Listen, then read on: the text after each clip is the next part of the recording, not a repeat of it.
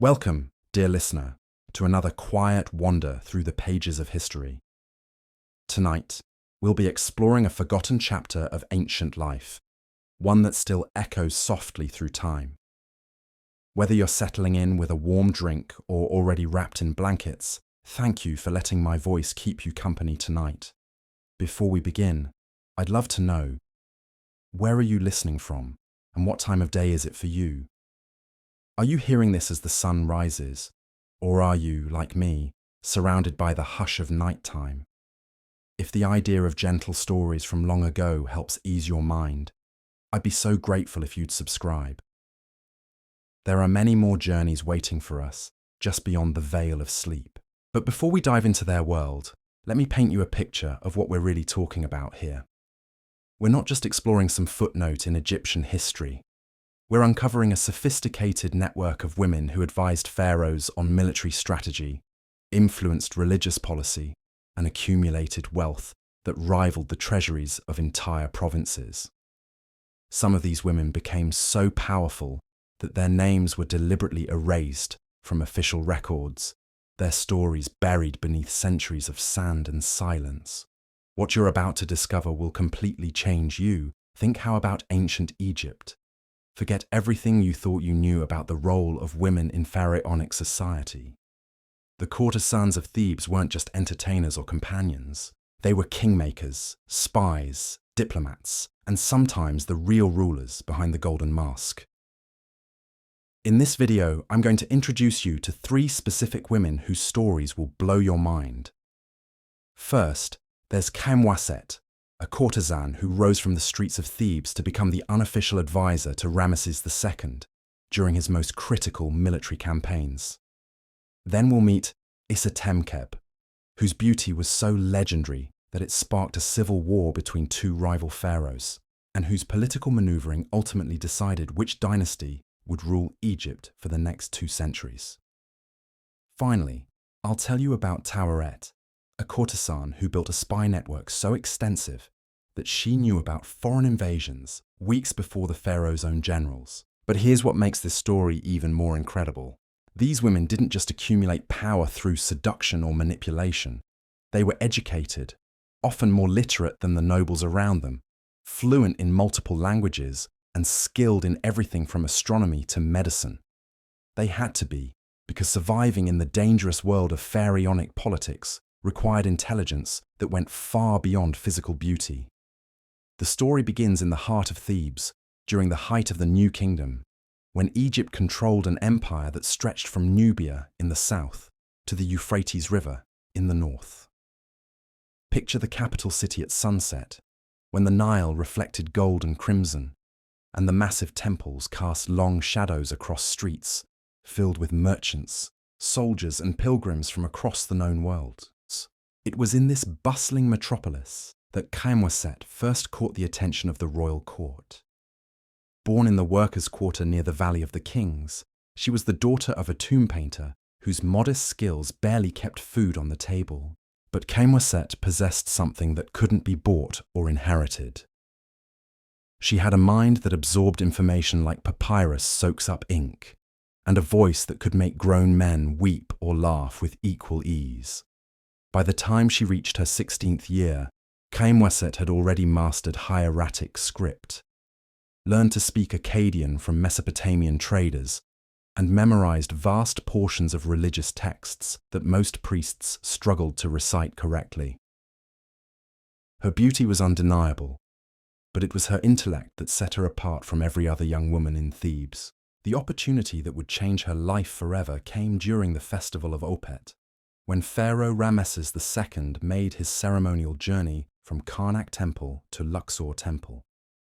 As the golden barge carrying the sacred statue of Amun floated down the Nile, accompanied by thousands of cheering citizens, Khamwaset found herself standing in the crowd next to a nervous young scribe from the royal administration. This scribe, whose name was Amenhotep, had been tasked with recording the festival proceedings for the royal archives. But in the excitement he had forgotten the propered chaos of the celebration's ceremonial formulas and was frantically trying to remember the correct phrases. Khamwaset, overhearing his distress, quietly whispered the missing passages to him, word for word, in perfect hieratic. Amenhotep was astounded. Here was a young woman from the common quarters who knew religious texts better than trained scribes.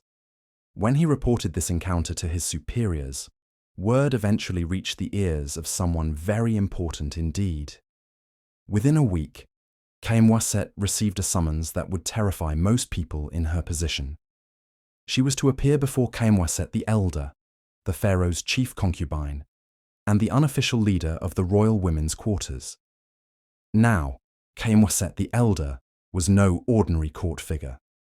She had been Ramesses' companion for over 20 years, had borne him 3 sons, and had accumulated political influence that extended far beyond the palace walls. She was known throughout Egypt for her sharp intelligence and her ability to spot talent in the most unlikely places. When she looked at the young woman who shared her name, she saw potential that could be shaped into something extraordinary. The meeting took place in the Garden of Isis, a private courtyard within the royal palace, where exotic flowers bloomed year-round and fountains created a peaceful sanctuary away from the constant bustle of court life. Khaemwaset the Younger, as she would later be known, entered this paradise wearing her finest dress, which was still humble by palace standards. Her heart pounding so hard she was certain everyone could hear it. But Khaemwaset the Elder didn't begin with questions about beauty or charm, or the usual concerns of the royal household. Instead, she asked the young woman to recite the genealogy of the Pharaohs, to explain the significance of various religious festivals, and to translate several passages from Akkadian into Egyptian. For 3 hours they talked about politics, religion, literature, and the complex diplomatic relationships that held Egypt's empire together. By the end of that conversation, both women knew that something remarkable was about to begin. Khaemwaset the Younger would enter the royal household, not as a simple concubine or entertainer, but as a protégé being groomed for something far more significant. Her education would continue under the guidance of the palace's finest teachers, but more importantly, she would learn the subtle arts of influence and persuasion that could shape the decisions of the most powerful man in the ancient world. The transformation that followed was nothing short of extraordinary. Within 6 months, Khaemwaset had mastered the complex etiquette of court life, learned to read people's intentions from the slightest gesture or expression, and developed AI that extended throughout network of contacts, the palace hierarchy. She studied military strategy with retired generals, learned diplomatic protocols from seasoned ambassadors, and absorbed the intricacies of Egyptian theology from the high priests of Thebes. But her real education came from observing Ramesses himself during the private audiences, where she was increasingly present. She learned to recognize when the pharaoh was genuinely interested in a proposal versus when he was simply being polite. She discovered which advisors he truly trusted and which ones he tolerated out of political necessity. Most importantly, she began to understand the immense burden of ruling an empire, the constant pressure of making decisions that could affect millions of lives. It was during the crisis of the Hittite invasion threat that Khaemwaset first demonstrated the full extent of her capabilities. Intelligence reports had reached Thebes suggesting that the Hittite king was massing troops near the Egyptian border in Syria. But the information was contradictory and confusing. Some spies reported massive military preparations, while others insisted that the Hittites were actually dealing with internal rebellions and posed no immediate threat. The pharaoh's council was divided. His military commanders urged immediate mobilization of Egypt's army, arguing that any delay could prove catastrophic. His diplomatic advisors counseled patience, worried that premature military action could destroy years of careful negotiations with neighboring kingdoms. The debate raged for days, with tempers growing shorter and positions becoming more entrenched. It was Khaemwaset who suggested a solution that no one else had considered. Rather than relying solely on Egyptian spies who might be compromised or misinformed, why not use the extensive network of merchants and traders who regularly traveled the routes between Egypt and Hittite territory? These men had no political loyalties to either side, but they had keen eyes for the kind of practical details that could reveal the true situation. More importantly, Camwaset had been cultivating relationships with several of these merchant princes for months, learning their languages, understanding their concerns, and earning their trust. She proposed that she personally meet with 3 key traders who were due to arrive in Thebes within the week, not as an official representative of the pharaoh, but as a knowledgeable woman interested in purchasing luxury goods from their travels. The plan worked brilliantly. Through seemingly casual conversations about trade routes and market conditions, Camwaset learned that the Hittites were indeed preparing for military action, but not against Egypt.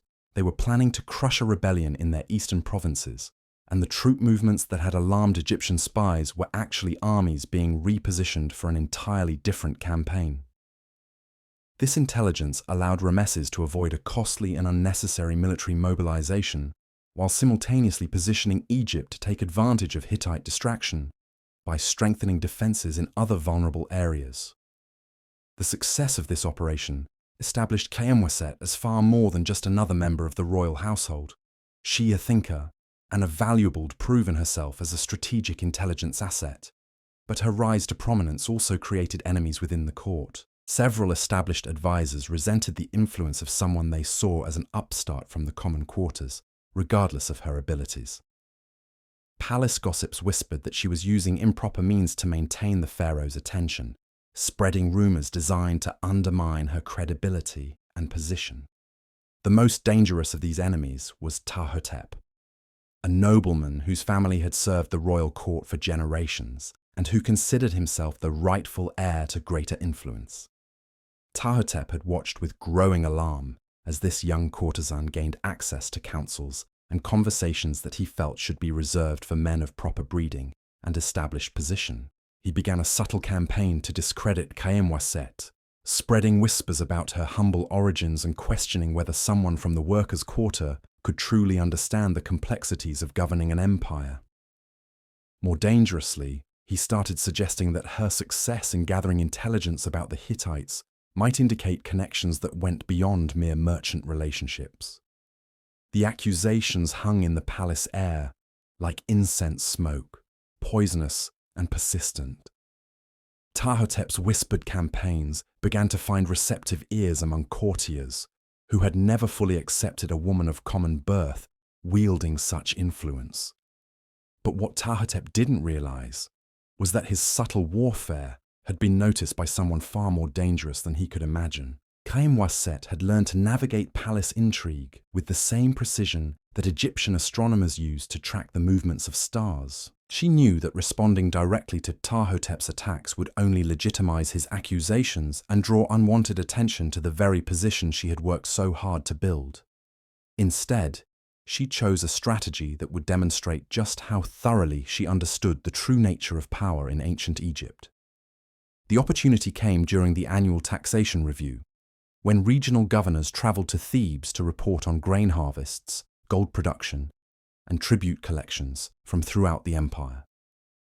This was always a tense time, as governors competed to present their provinces in the most favorable light, while simultaneously downplaying any problems that might reflect poorly on their administration. Camwaset had been quietly observing these proceedings for months, noting discrepancies between official reports and the information she gathered from her merchant contacts.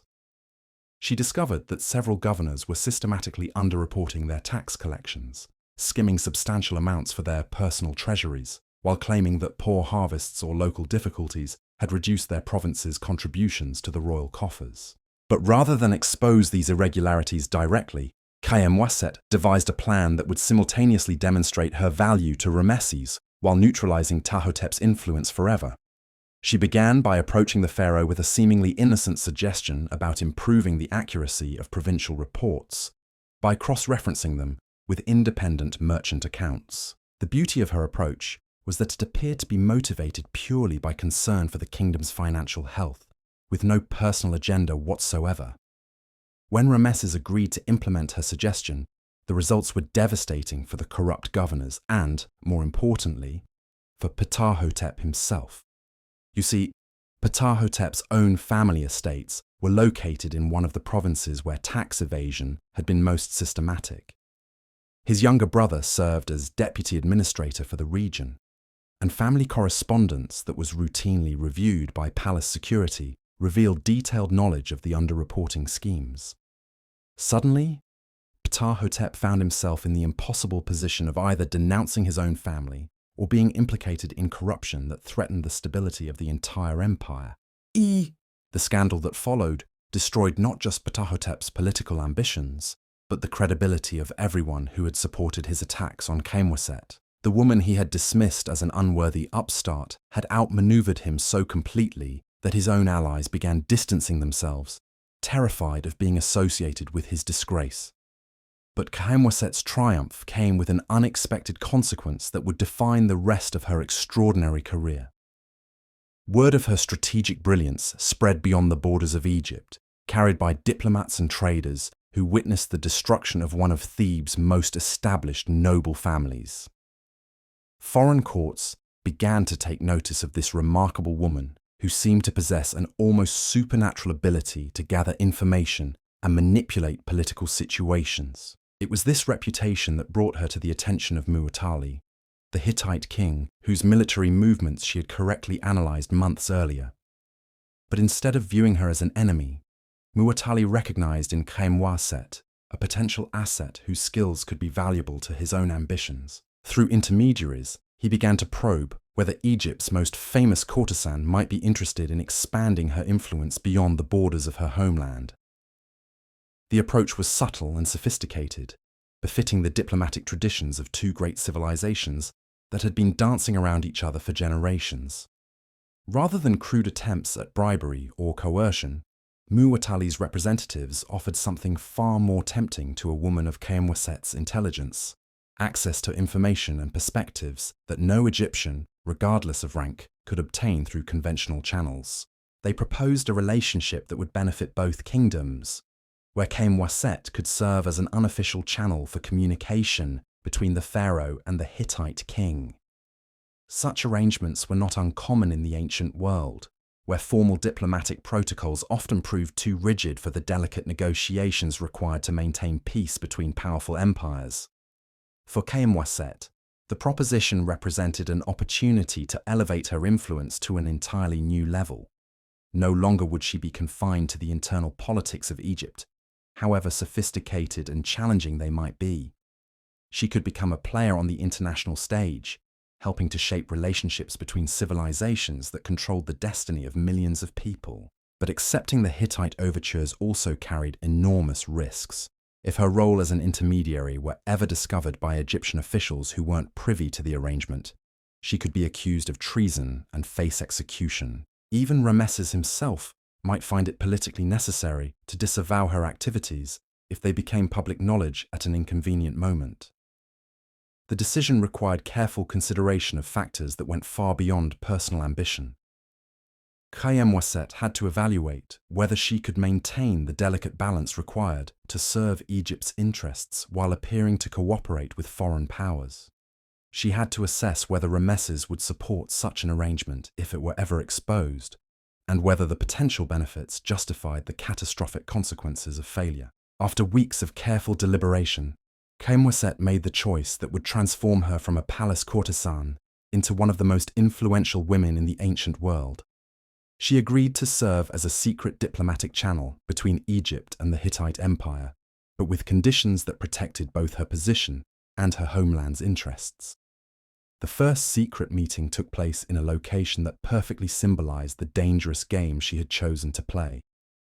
The island of Elephantine, at the first cataract of the Nile, marked the traditional boundary between Egypt proper and the Nubian territories to the south. It was a place where different worlds met, where Egyptian authority blended with foreign influences, where merchants and diplomats from dozens of different kingdoms gathered to trade goods and information.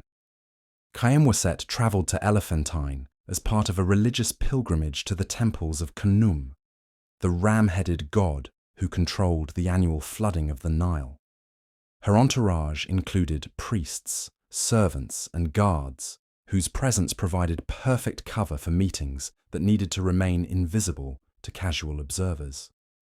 But among the pilgrims was a Mesopotamian merchant named Ashur-dan, whose extensive travels throughout the Hittite Empire made him an ideal intermediary for the sensitive communications that would follow. The conversation that took place in a small shrine dedicated to Isis, goddess of magic and protection, established protocols that would govern one of the most successful intelligence operations in ancient history. Kamwaset and Ashur-dan developed codes based on religious texts that both cultures shared, created methods for verifying the authenticity of messages, and established a network of contacts who could carry information across the hundreds of miles that separated the Egyptian and Hittite capitals. But more importantly, they began to explore the possibility of preventing the devastating war that many observers believed was inevitable between their two empires. Both Egypt and the Hittite kingdom were reaching the limits of their expansion, creating friction along borders that stretched across modern-day Syria and Lebanon. Military commanders on both sides were preparing for conflicts that could drain their treasuries and cost thousands of lives, while producing no clear victor. Kamwaset realized that her unique position offered an unprecedented opportunity to influence the course of history. Through her communications with Hittite representatives, she could help identify areas where compromise might be possible, where territorial disputes could be resolved through negotiation rather than warfare, where the two great powers might find common ground in facing threats from other directions. The intelligence she gathered through these channels proved invaluable to Rameses, even though he never learned its true source. Reports about Hittite military capabilities, assessments of their economic resources, and insights into their political dynamics allowed the pharaoh to make informed decisions about Egyptian strategy without ever suspecting that his most trusted courtesan was maintaining direct contact with his greatest rival. This arrangement continued for nearly 2 years, during which Kamwaset became perhaps the best-informed person in the ancient world about the balance of power between the era's two dominant civilizations. She understood Egyptian capabilities pharaohs from her daily interactions with the court, and she gained deep insights into Hittite strengths and weaknesses through her secret diplomatic channels. But the most remarkable aspect of her activities was how she used this knowledge to gradually ear both Saint empires away from the catastrophic confrontation that had seemed inevitable. Through carefully crafted suggestions to Rameses, she influenced Egyptian foreign policy in directions that reduced tensions with the Hittites, while strengthening Egypt's position relative to other potential threats.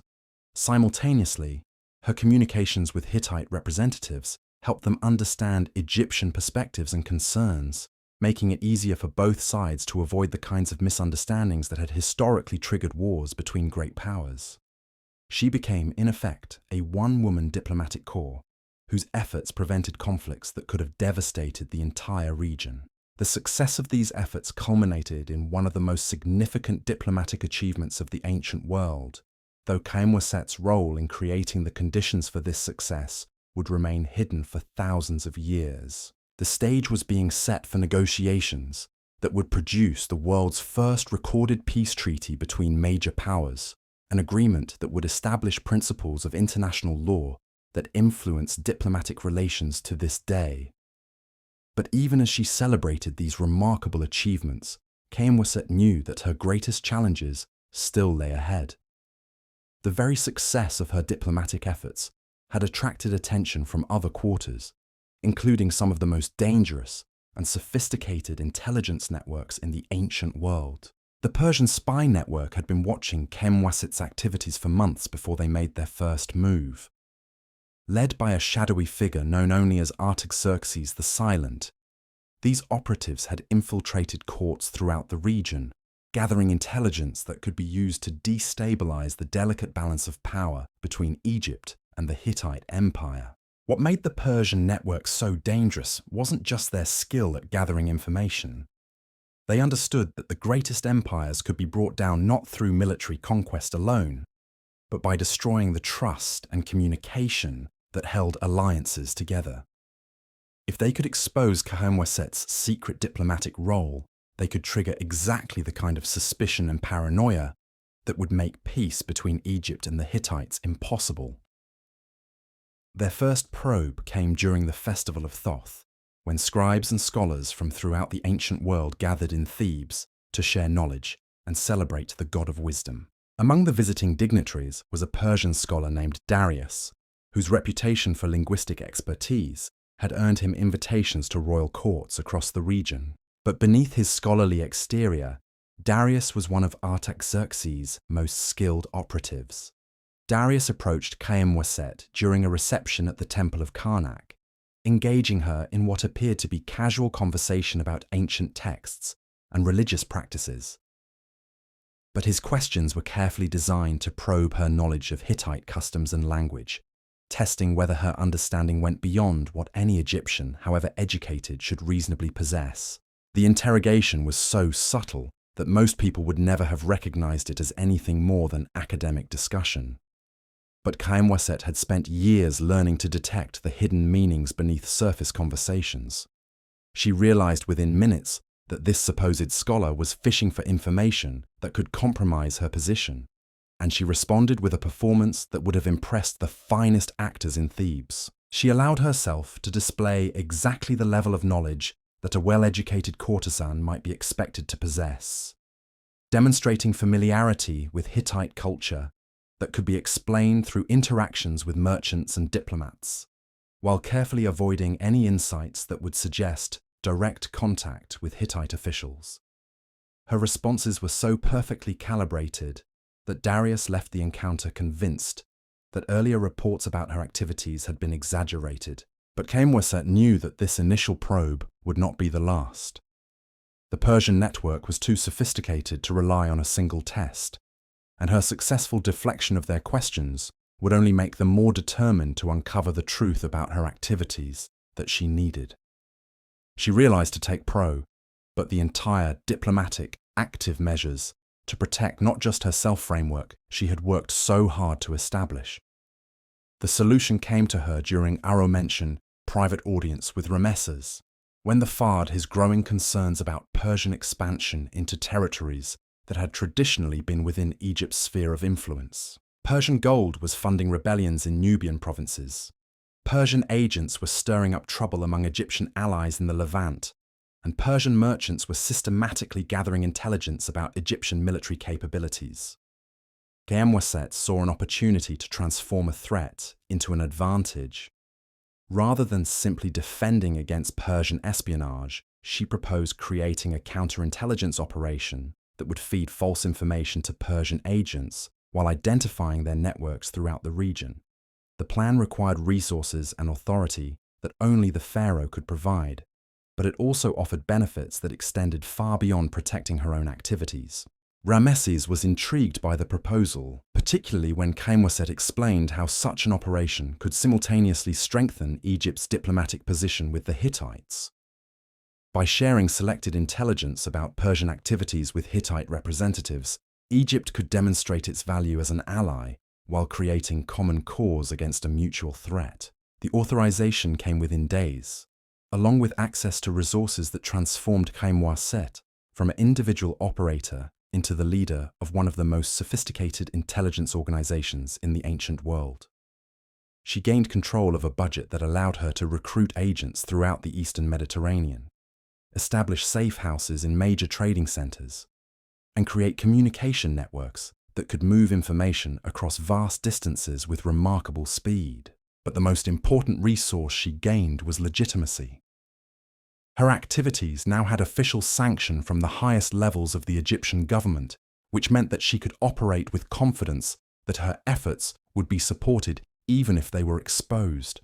The transformation also allowed her to bring other talented individuals into her operations, expanding her capabilities beyond what any single person could accomplish. The first recruit was Ankhesenamun, a young woman whose background was almost as unlikely as Khaemwaset's own. The daughter of a Nubian chieftain who had been educated in Egyptian schools as part of a diplomatic exchange program, Ankhesenamun possessed linguistic skills that made her invaluable for operations in the southern provinces. She spoke fluent Nubian, Kushite, and several other African languages, and her appearance allowed her to blend seamlessly into communities where Egyptian agents would be immediately recognized as foreigners. More importantly, Ankhesenamun shared Khaemweset's understanding that intelligence work required more than just gathering information.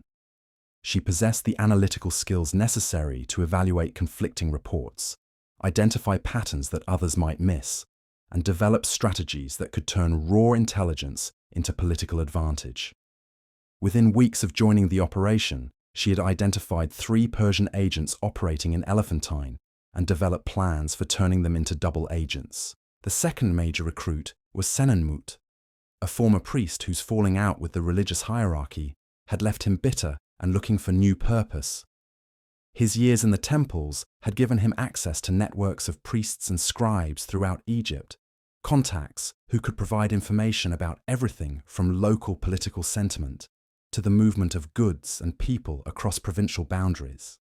Senenmut's religious training had also given him skills that proved unexpectedly valuable for intelligence work. His ability to memorize vast amounts of text allowed him to serve as a human library for sensitive information that couldn't be committed to written records. His understanding of religious symbolism provided perfect cover for coded communications that would appear to casual observers as nothing more than theological discussions. Together, this team began operations that fundamentally changed the balance of power in the ancient Near East. Their first major success came when they identified a Persian plot to assassinate the Hittite crown prince during a diplomatic mission to Damascus. The intelligence allowed Khaemweset to warn her Hittite contacts through established channels, preventing what would have been a catastrophic blow to regional stability. The warning also demonstrated to the Hittites that Egypt possessed intelligence capabilities that could be valuable to their security, opening new channels for cooperation that went beyond the territorial disputes that had previously dominated their relationship. For the first time, representatives of both empires began discussing common threats and shared interests, laying groundwork for the comprehensive peace agreement that would soon follow. But the Persian response to this setback revealed just how sophisticated and dangerous their operations had become. Rather than retreating or changing tactics, they escalated their efforts in ways that threatened not just Khaemweset's network, but the stability of the entire region. Intelligence reports began reaching Thebes about massive Persian military preparations, suggesting that diplomacy was about to give warfare on way to open a scale that would dwarf previous conflicts. The reports were disturbing enough that Rameses convened emergency sessions of his war council, bringing together military commanders and diplomatic advisors to assess the threat and develop response strategies. The debates were intense, with some officials arguing for immediate military mobilization, while others counseled patience and further intelligence gathering. Khaemweset found herself in the unique position of possessing information that could clarify the situation. But obtaining that information required activating intelligence assets that she had been carefully preserving for exactly this kind of crisis. The decision to deploy these resources would expose agents who had taken years to position, but the alternative might be a war that could destroy everything she had worked to accomplish. The critical intelligence came from an unexpected source. Meritaten, an Egyptian noblewoman who had married a Persian provincial governor as part of a diplomatic arrangement, had been secretly reporting on Persian activities for over a year. Her position gave her access to high-level discussions about Persian strategy, but using her information effectively required confirming it through independent sources. The confirmation came through a network of Phoenician merchants who had been cultivating relationships with Persian officials throughout the empire. These traders were motivated not by political loyalties, but by commercial interests, and they provided a clear picture of Persian capabilities and intentions that contradicted the alarming reports reaching Thebes through other channels. The truth was both better and worse than Egyptian officials had feared. Persian military preparations were indeed extensive, but they were directed not toward immediate conquest of Egypt or the Hittite Empire. Instead, the Persians were preparing for a massive campaign against Greek city-states that had been interfering with Persian trade routes and territorial ambitions in Anatolia. This intelligence fundamentally changed Egyptian strategic calculations. Rather than facing an immediate threat that required costly military mobilization, Egypt had an opportunity to influence the outcome of a conflict that could reshape the balance of power throughout the Eastern Mediterranean. The key question was whether to support the Greeks, who had traditionally been Egyptian trading partners, or to maintain neutrality, while the Persians dealt with what they saw as a regional problem. Khemwaset realized that this situation offered unprecedented opportunities for advancing Egyptian interests, but only if the response was carefully calibrated to avoid triggering the larger war that everyone wanted to prevent. Her recommendation to Rameses was audacious in its scope and sophisticated in its understanding of regional dynamics. She proposed that Egypt should offer to mediate between the Persians and the Greeks, positioning itself as a neutral party whose interests lay in maintaining regional stability rather than supporting any particular faction. This approach would allow Egypt to gather intelligence about both Persian and Greek capabilities while demonstrating to the Hittites that Egyptian diplomacy could provide alternatives to military confrontation. The mediation offer required delicate handling, since both the Persians and the Greeks had reasons to be suspicious of Egyptian motives. But Khemwaset's network provided channels for approaching both sides through intermediaries who could present the Egyptian proposal in terms that addressed their specific concerns and interests. The Persian response came first, delivered through Meritaten during one of her carefully orchestrated visits to Thebes. Persian officials were intrigued by the possibility of resolving their Greek problem through negotiation rather than warfare. Egyptian mediation could provide them, particularly if with territorial concessions that military action might not achieve. The Greek response was more complex, reflecting the fractured nature of their political system. Some city-states were interested in Egyptian mediation, while others preferred to rely on their own military capabilities or seek support from other regional powers. The diversity of Greek positions created opportunities for Egyptian diplomacy, but it also required more sophisticated approaches than dealing with the centralized Persian administration. Over the following months, Khemwaset found herself managing one of the most complex diplomatic operations in ancient history. She was simultaneously coordinating with Persian officials through established intelligence channels, negotiating with multiple Greek factions through Phoenician intermediaries, and maintaining her secret communications with Hittite representatives who were watching these developments with intense interest. The juggling act required skills that went far beyond anything she had previously attempted. She needed to understand not just the stated positions of various parties, but their underlying motivations, their internal political pressures, and their assessments of regional power dynamics. She had to anticipate how developments in one set of negotiations might affect relationships with other parties, and she had to maintain the delicate balance that kept all sides engaged in the diplomatic process. The breakthrough came during a series of meetings held on the island of Cyprus, a location chosen because it was accessible to representatives from all the major powers, while remaining neutral territory where no single faction held overwhelming influence. The meetings were officially described as trade negotiations, providing perfect cover for the sensitive political discussions that were their real purpose. Khemwaset attended these meetings as part of the Egyptian trade delegation, but her real role was coordinating the complex diplomatic dance that would determine whether the region moved toward war or peace. The negotiations required her to draw upon every skill she had developed over years of court intrigue and international diplomacy. The final agreement exceeded even her most optimistic expectations. The Persians agreed to abandon their planned military campaign against the Greeks in exchange for commercial concessions and territorial adjustments that could be achieved through peaceful means.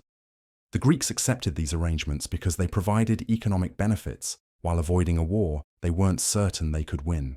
Most importantly for Egyptian interests, the agreement established Egypt as the guarantor of the new arrangements, giving Ramesses influence over regional affairs that extended far beyond Egypt's traditional sphere of control. The success also demonstrated to the Hittites that Egyptian diplomacy could achieve results that military action could not, creating momentum for the comprehensive peace treaty that both empires desperately needed. But even as she celebrated these remarkable achievements, Khaemweset knew that her most dangerous challenges were still ahead. The very success of her operations had made her a target for forces that preferred chaos to stability, and her growing influence had attracted enemies who possessed resources and capabilities that matched her own. The greatest threat came from an unexpected direction.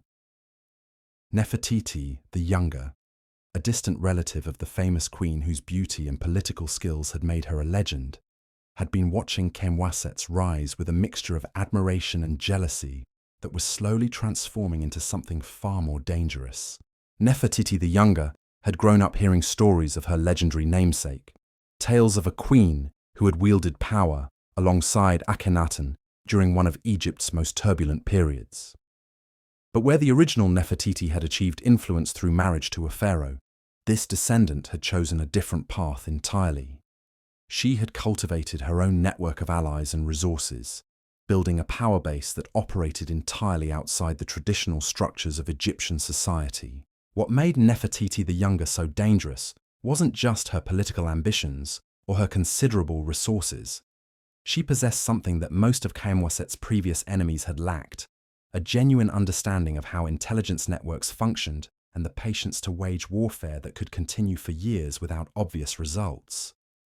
She had spent the better part of a decade studying Khaemweset's methods, learning to recognize the subtle signs of her operations, and identifying weaknesses that could be exploited at precisely the right moment. The first indication of trouble came through Ankhesenamun, whose contacts in the southern provinces began reporting unusual activities that didn't fit established patterns. Nubian merchants who had previously been reliable sources of information were suddenly reluctant to discuss political developments. Border guards who had been cooperative were asking unexpected questions about Egyptian intelligence operations. Most disturbing of all, several of her most trusted agents had simply disappeared without explanation. The pattern suggested systematic compromise of Egyptian intelligence networks, but the methods were so sophisticated that identifying the source proved nearly impossible. Whoever was behind these operations possessed detailed knowledge of Egyptian procedures and had access to resources that allowed them to operate across multiple provinces simultaneously. Khaemweset realized that she was facing an adversary whose capabilities matched her own, someone who understood that the most effective way to destroy an intelligence network was not through direct confrontation, but by gradually eroding the trust and communication that held it together. The attacks were designed to create paranoia and uncertainty that would eventually cause the network to collapse from within. Her response demonstrated why she had become one of the most formidable operators in the ancient world. Rather than attempting to identify and confront her unknown enemy directly, she chose to use their attacks as an opportunity to strengthen her own position while gathering intelligence about their methods and resources. The strategy required sacrificing assets that had taken years to develop, but it also created opportunities to feed false information to hostile networks while identifying their operational patterns. She began by establishing a series of apparently vulnerable intelligence channels that were actually elaborate traps designed to capture enemy agents and reveal their communications methods. The first success came when Senenmut identified a pattern in the questions being asked by compromised sources. The inquiries were too sophisticated to come from casual curiosity, and they revealed knowledge of Egyptian operations that could only have been obtained through systematic intelligence gathering. More importantly, the questions suggested that the hostile network was particularly interested in Khaemweset's diplomatic communications with Hittite representatives. This discovery fundamentally changed her assessment of the threat she was facing. The attacks weren't simply attempts to damage Egyptian intelligence capabilities. They were specifically designed to undermine the diplomatic framework that had been preventing war between Egypt and the Hittite Empire. Someone was deliberately trying to destroy the peace process, and they possessed the resources and knowledge necessary to achieve that goal. The realization led Khaemweset to a conclusion that was both obvious and terrifying. The only person who could have detailed knowledge of her diplomatic activities while possessing the resources to mount such sophisticated attacks was someone within the Egyptian court itself. She was facing not just a foreign enemy, but a domestic rival whose access to information and resources matched her own. The hunt for this domestic enemy required skills that went beyond conventional intelligence work. Khemwaset had to investigate people who were nominally her allies, questioning the loyalty of individuals who had worked alongside her for years. She had to do this while maintaining the operational security that protected ongoing diplomatic and intelligence activities. And she had to avoid creating the kind of paranoia that could destroy the very networks she was trying to protect. The investigation began with a careful analysis of who had access to information about her various operations. The list was surprisingly short, limited to individuals who had demonstrated both competence and trustworthiness over extended periods. But someone on that list was systematically betraying Egyptian interests, and identifying them required methods that pushed the boundaries of what even Khemwaset considered acceptable. The breakthrough came through an unexpected source. Meritatan, during one of her visits from Persian territory, mentioned a conversation she had overheard between Persian officials discussing intelligence they had received about Egyptian diplomatic activities. The information was accurate enough to be genuinely damaging, but it contained small errors that suggested it had been filtered through intermediaries rather than obtained directly from Egyptian sources. More importantly, the errors were consistent with misconceptions that only one person in Khemwaset's inner circle was known to hold. Nefertiti the Younger had always slightly misunderstood certain aspects of Hittite diplomatic protocols, mistakes that Khemwaset had never bothered to correct because they seemed insignificant. But those same mistakes were reflected in the intelligence that Persian officials were discussing, providing a clear trail that led directly to her rival.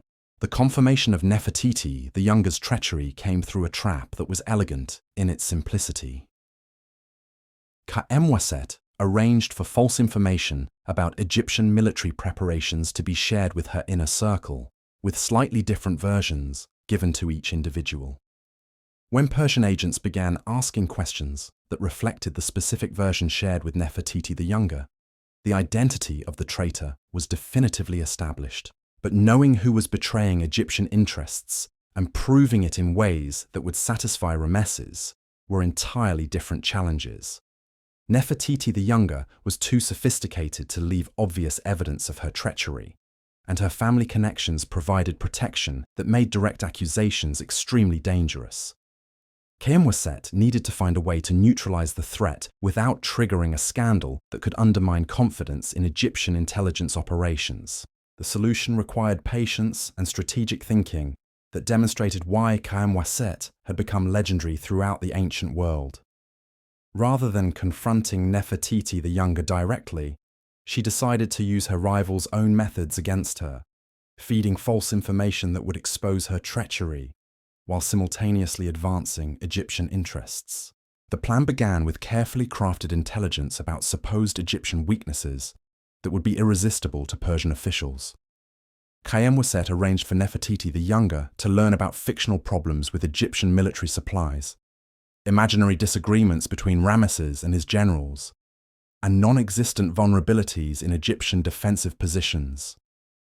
The information was designed to encourage Persian aggression that would ultimately work to Egypt's advantage. When Persian officials began making decisions based on this false intelligence, their actions revealed not only the extent of Nefertiti the Younger's betrayal, but also the sophisticated network she had built to transmit information to Egypt's enemies.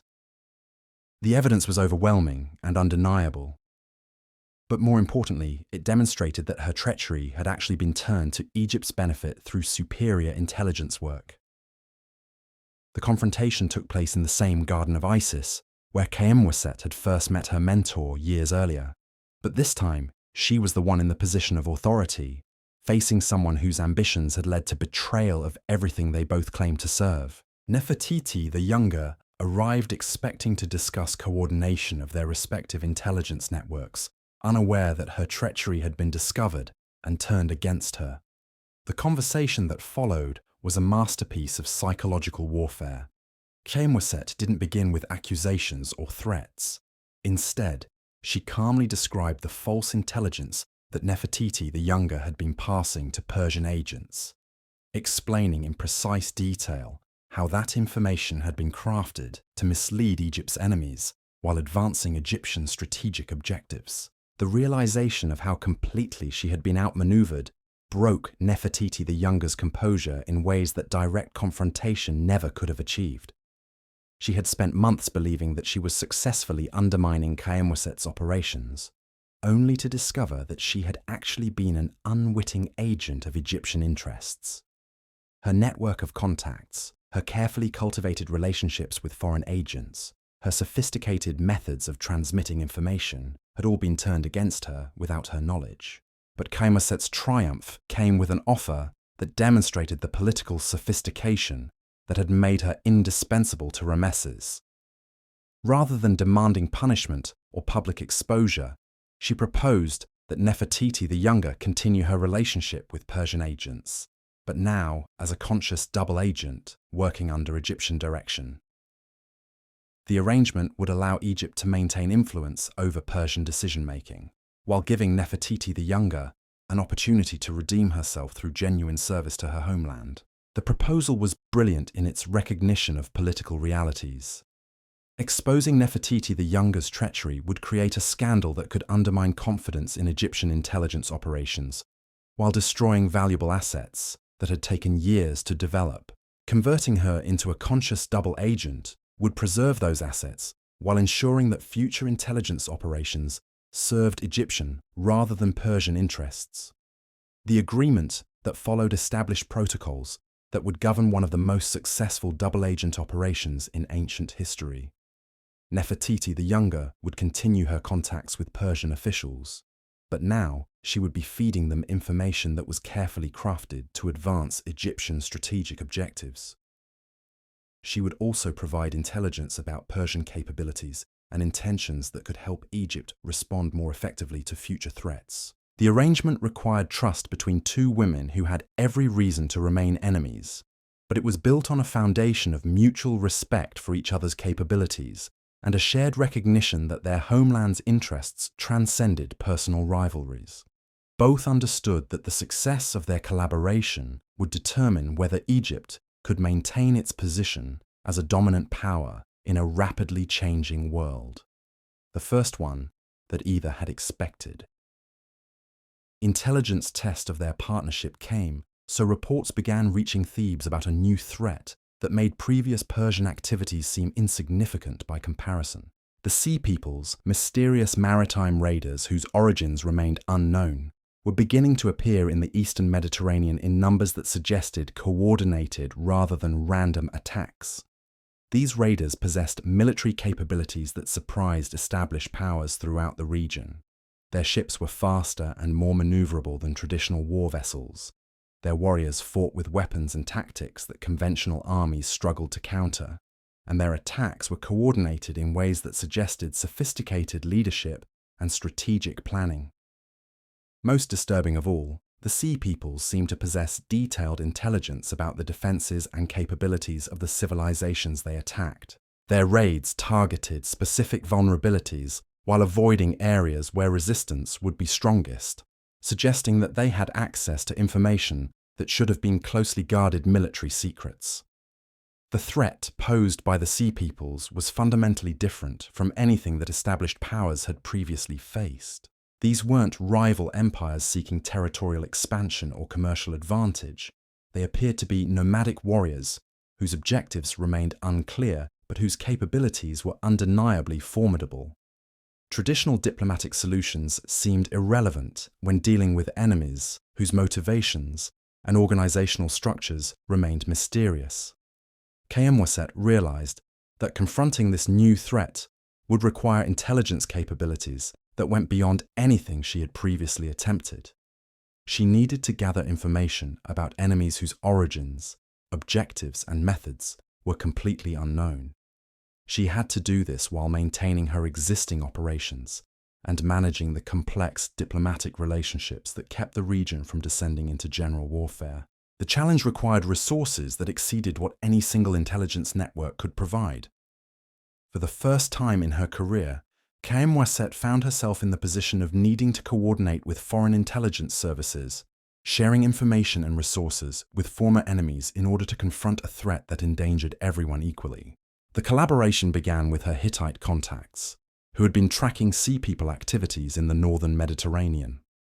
Hittite intelligence had identified patterns in the raids that suggested the attackers were operating from bases in regions that no established power controlled. They had also observed that Sea People tactics varied depending on the type of target they were attacking, indicating sophisticated military organization rather than random piracy. The Persian intelligence network, now partially controlled through Nefertiti the Younger, provided information about Sea People activities in the eastern Mediterranean. Persian agents had observed that the raiders seemed particularly interested in disrupting trade routes, suggesting economic rather than purely military objectives. They had also noted that Sea People attacks were often followed by the appearance of merchants offering to purchase goods at prices well below normal market rates. The pattern that emerged from combining these various intelligence sources was both illuminating and disturbing. The Sea Peoples weren't simply raiders seeking immediate plunder. They appeared to be part of a systematic campaign to disrupt the established trade networks and political relationships that held the ancient world together. Their attacks were designed to weaken existing powers while creating opportunities for new forms of organization and control. The realization fundamentally changed how established powers needed to respond to the threat. Military action alone wouldn't be sufficient, because the Sea Peoples weren't seeking to conquer territory that could be defended through conventional means. They were attacking the economic and political foundations of civilization itself, requiring responses that addressed those underlying vulnerabilities, rather than simply their military manifestations. Kmwaset proposed a coordinated response that would demonstrate the full extent of her strategic thinking. Rather than each power attempting to defend its own territory independently, she suggested creating a shared intelligence network that could track Sea People movements across the entire Mediterranean. The information gathered through this network would allow coordinated defensive measures that could anticipate and counter Sea People tactics more effectively than isolated responses. The proposal required unprecedented cooperation between powers that had traditionally been rivals or enemies. Egyptian, Hittite, and Persian intelligence services would need to share information and coordinate operations in ways that had never been attempted. The arrangement would also require establishing new protocols for protecting sensitive information, while ensuring that intelligence reached decision-makers quickly enough to be actionable. The negotiations required to establish this cooperation tested every diplomatic skill that Kmwaset had developed over years of intelligence work. She had to convince officials from multiple empires that sharing intelligence with traditional rivals was preferable to facing the Sea People threat independently. She had to address concerns about protecting sensitive information while ensuring that the shared intelligence would be comprehensive enough to be effective. The breakthrough came when a coordinated Sea People attack struck multiple targets simultaneously, demonstrating that the threat was beyond what any single power could handle independently. Egyptian ports in the Nile Delta were attacked on the same day that Hittite coastal cities came under assault, while Persian maritime trade routes were disrupted by raiders operating with obvious coordination and sophisticated planning. The synchronized nature of these attacks provided the final evidence needed to convince skeptical officials that cooperation was essential for survival. Within weeks, representatives from all major powers were meeting on Cyprus to establish the protocols that would govern the most extensive intelligence sharing operation in ancient history. The agreements reached during these meetings created a framework that would influence international cooperation for centuries. Participating powers agreed to share intelligence about Sea People activities while maintaining separate networks for information that related to their bilateral relationships. They established procedures for coordinating defensive measures without revealing sensitive information about military capabilities or strategic planning. Most importantly, they created mechanisms for rapid communication that could warn all participants about emerging threats, regardless of which intelligence network first detected them. The system allowed information to move across the ancient world in days rather than weeks, providing decision-makers with the timely intelligence they needed to respond effectively to rapidly developing situations. The first major success of this coordinated approach came when Egyptian agents detected preparations for a massive Sea People assault on the Nile Delta. The intelligence was shared with Hittite and Persian networks, who were able to confirm the threat and provide additional information about the timing and scale of the planned attack. The coordinated response that followed demonstrated the potential of international intelligence cooperation. Egyptian forces were able to prepare defensive positions based on accurate intelligence about Sea People tactics and objectives. Hittite naval units were repositioned to intercept Sea People reinforcements, while Persian agents provided information that allowed Egyptian commanders to anticipate and counter specific aspects of the enemy battle plan. The resulting battle was one of the most decisive victories achieved against the Sea Peoples during their entire campaign of raids and attacks. More importantly, the success demonstrated that coordinated intelligence and defensive measures could neutralize threats that had previously seemed overwhelming. But the victory also revealed new aspects of the Sea People threat that were more disturbing than anything previously discovered. Captured raiders possessed equipment and weapons that indicated access to resources and manufacturing capabilities that exceeded what nomadic peoples should have been able to develop independently. Their knowledge of Egyptian defensive preparations suggested intelligence networks that rivaled those of established powers. Most significantly, interrogation of prisoners revealed that the Sea Peoples were not simply raiders seeking plunder or territory. They were part of a systematic campaign to destabilize the existing order throughout the Mediterranean world, creating conditions that would allow new forms of political and economic organization to emerge from the chaos they created. The implications of these discoveries forced Khemosset to confront the possibility that her entire career had been preparation for challenges that went beyond anything she had previously imagined.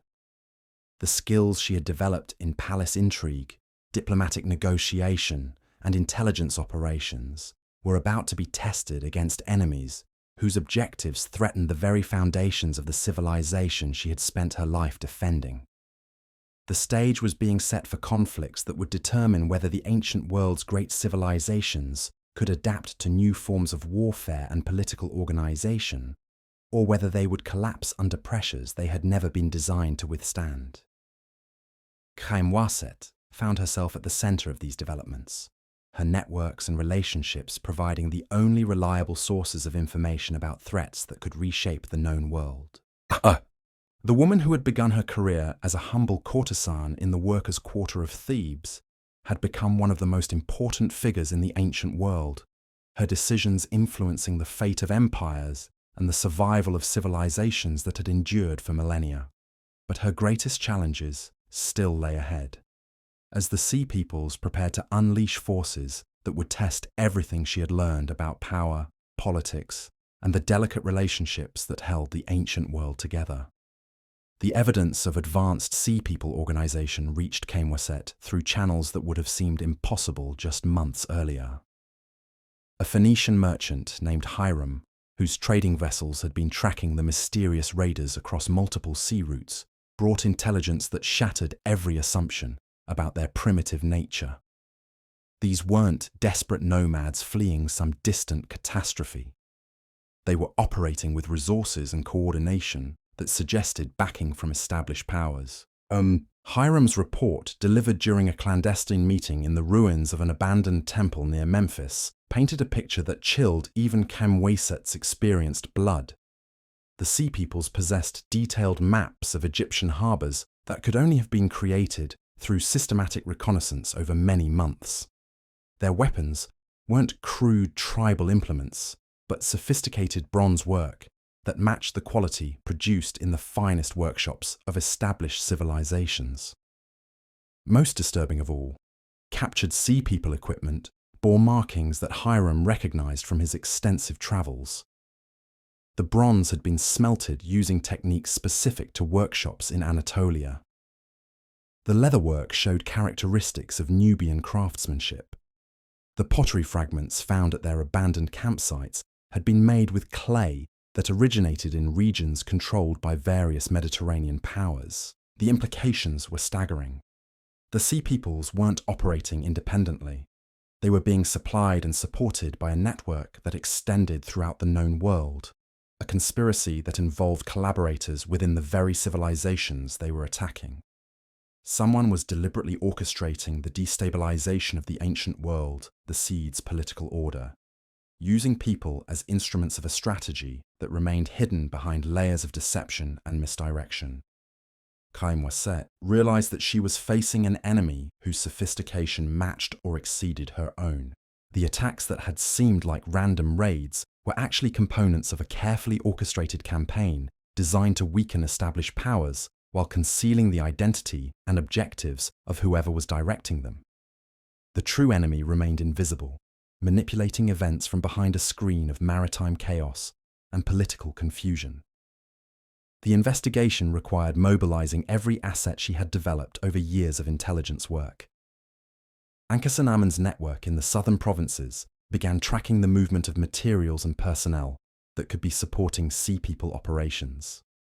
Senenmut's religious contacts provided information about unusual activities around temples and sacred sites that might be serving as meeting points for conspirators. Even Nefertiti the Younger's relationship with Persian agents became a crucial source of intelligence about activities in the Eastern Mediterranean. Through carefully crafted questions, she was able to determine that Persian officials were as puzzled by Sea People capabilities as their Egyptian counterparts, suggesting that the conspiracy extended beyond any single established power. The breakthrough came from an unexpected direction. Mary Tartan, during one of her visits from Persian territory, mentioned a conversation she had overheard about strange purchases being made by merchants who claimed to represent clients in distant lands. Large quantities of bronze, leather, and other materials were being acquired by individuals who paid premium prices for immediate delivery but provided no clear explanation for their urgent needs. The pattern of purchases was revealing. The quantities suggested military applications, but the specific combinations of materials didn't match the normal requirements of any established army. Bronze was being acquired alongside materials needed for shipbuilding, while food supplies were being purchased in quantities that suggested feeding large numbers of people in remote locations where normal supply chains wouldn't reach.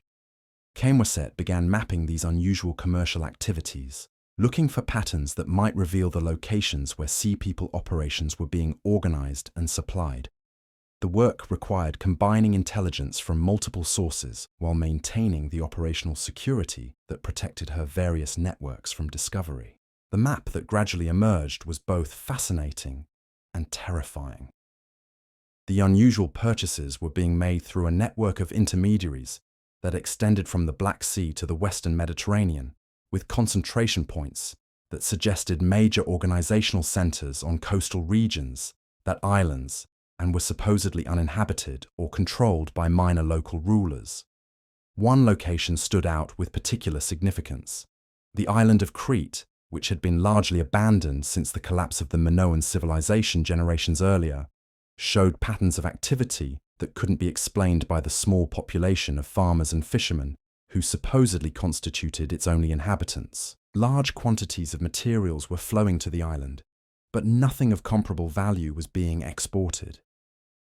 The intelligence suggested that Crete was serving as a major base for Sea People operations, a location where ships could be built and supplied, warriors could be trained and equipped, and attacks could be planned and coordinated without interference from established powers. The island's strategic position in the central Mediterranean made it an ideal location for controlling sea routes throughout the region. But investigating Crete required resources and risks that exceeded anything Caimoset had previously attempted. The island was hundreds of miles from Egypt. accessible only by sea routes that were now controlled by the very enemies she was trying to investigate. Any intelligence operation would require cooperation from naval forces and diplomatic cover that could only be provided at the highest levels of government. The proposal she presented to Rameses was audacious in its scope and implications. She requested authorization for a joint expedition involving Egyptian naval forces, intelligence operatives from multiple allied powers, and diplomatic cover that would allow them to investigate Crete under the pretext of establishing new trading relationships. The mission would require unprecedented cooperation between powers that had traditionally been rivals, coordination of military and intelligence assets on a scale never before attempted, and acceptance of risks that could trigger exactly the kind of general warfare that everyone was trying to avoid. But the alternative was allowing an unknown enemy to continue destabilizing the region while remaining safely hidden behind their maritime screen.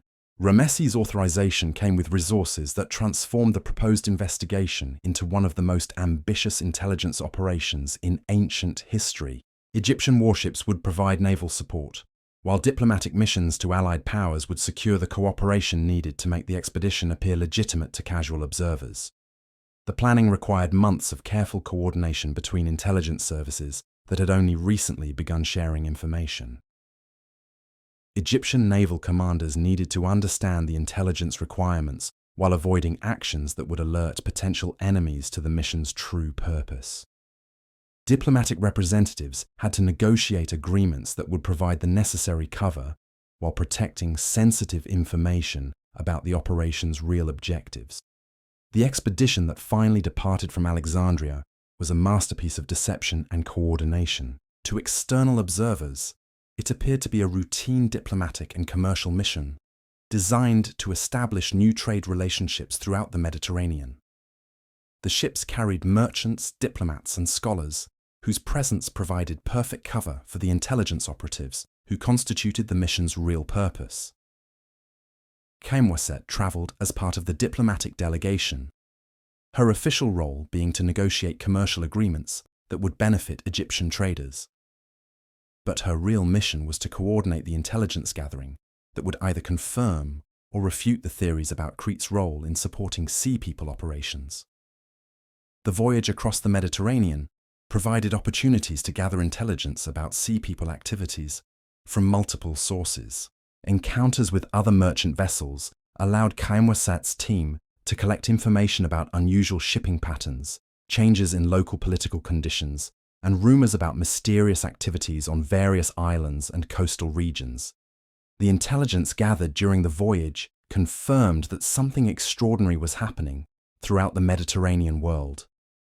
Traditional trade routes were being disrupted not just by sea people raids, but by the emergence of new commercial networks that operated outside established patterns. Merchants who had traded the same routes for generations were reporting encounters with ships and crews they had never seen before, vessels that appeared to be operating under no recognizable authority. More disturbing were reports of coastal communities that had simply disappeared, their inhabitants vanishing without explanation or obvious signs of violence. These weren't the dramatic raids that had characterized most sea people attacks. They were quiet disappearances that suggested systematic recruitment or relocation of population on a massive scale. The pattern suggested that the sea peoples weren't just raiding established communities for plunder. They were systematically extracting people, resources, and knowledge from throughout the Mediterranean world, building their own civilization using components stolen or coerced from existing powers.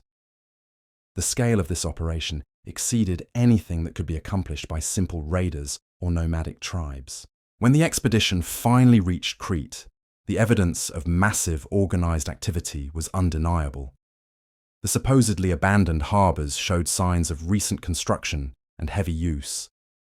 Roads that official records indicated had been unused for decades were clearly maintained and heavily traveled. Most tellingly, the expedition's arrival was observed by lookouts, whose presence indicated sophisticated intelligence gathering and communication systems. The diplomatic cover allowed Khaemwaset's team to establish a temporary base in one of Crete's supposedly inactive ports, providing opportunities for systematic intelligence gathering about the island's real activities. What they discovered exceeded even their most pessimistic expectations about the scale and sophistication of Sea People operations. Crete wasn't just a base for Sea People raids.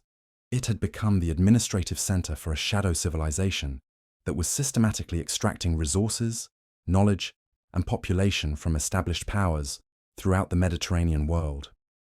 The island hosted workshops where captured craftsmen produced weapons and ships, using techniques stolen from multiple civilizations.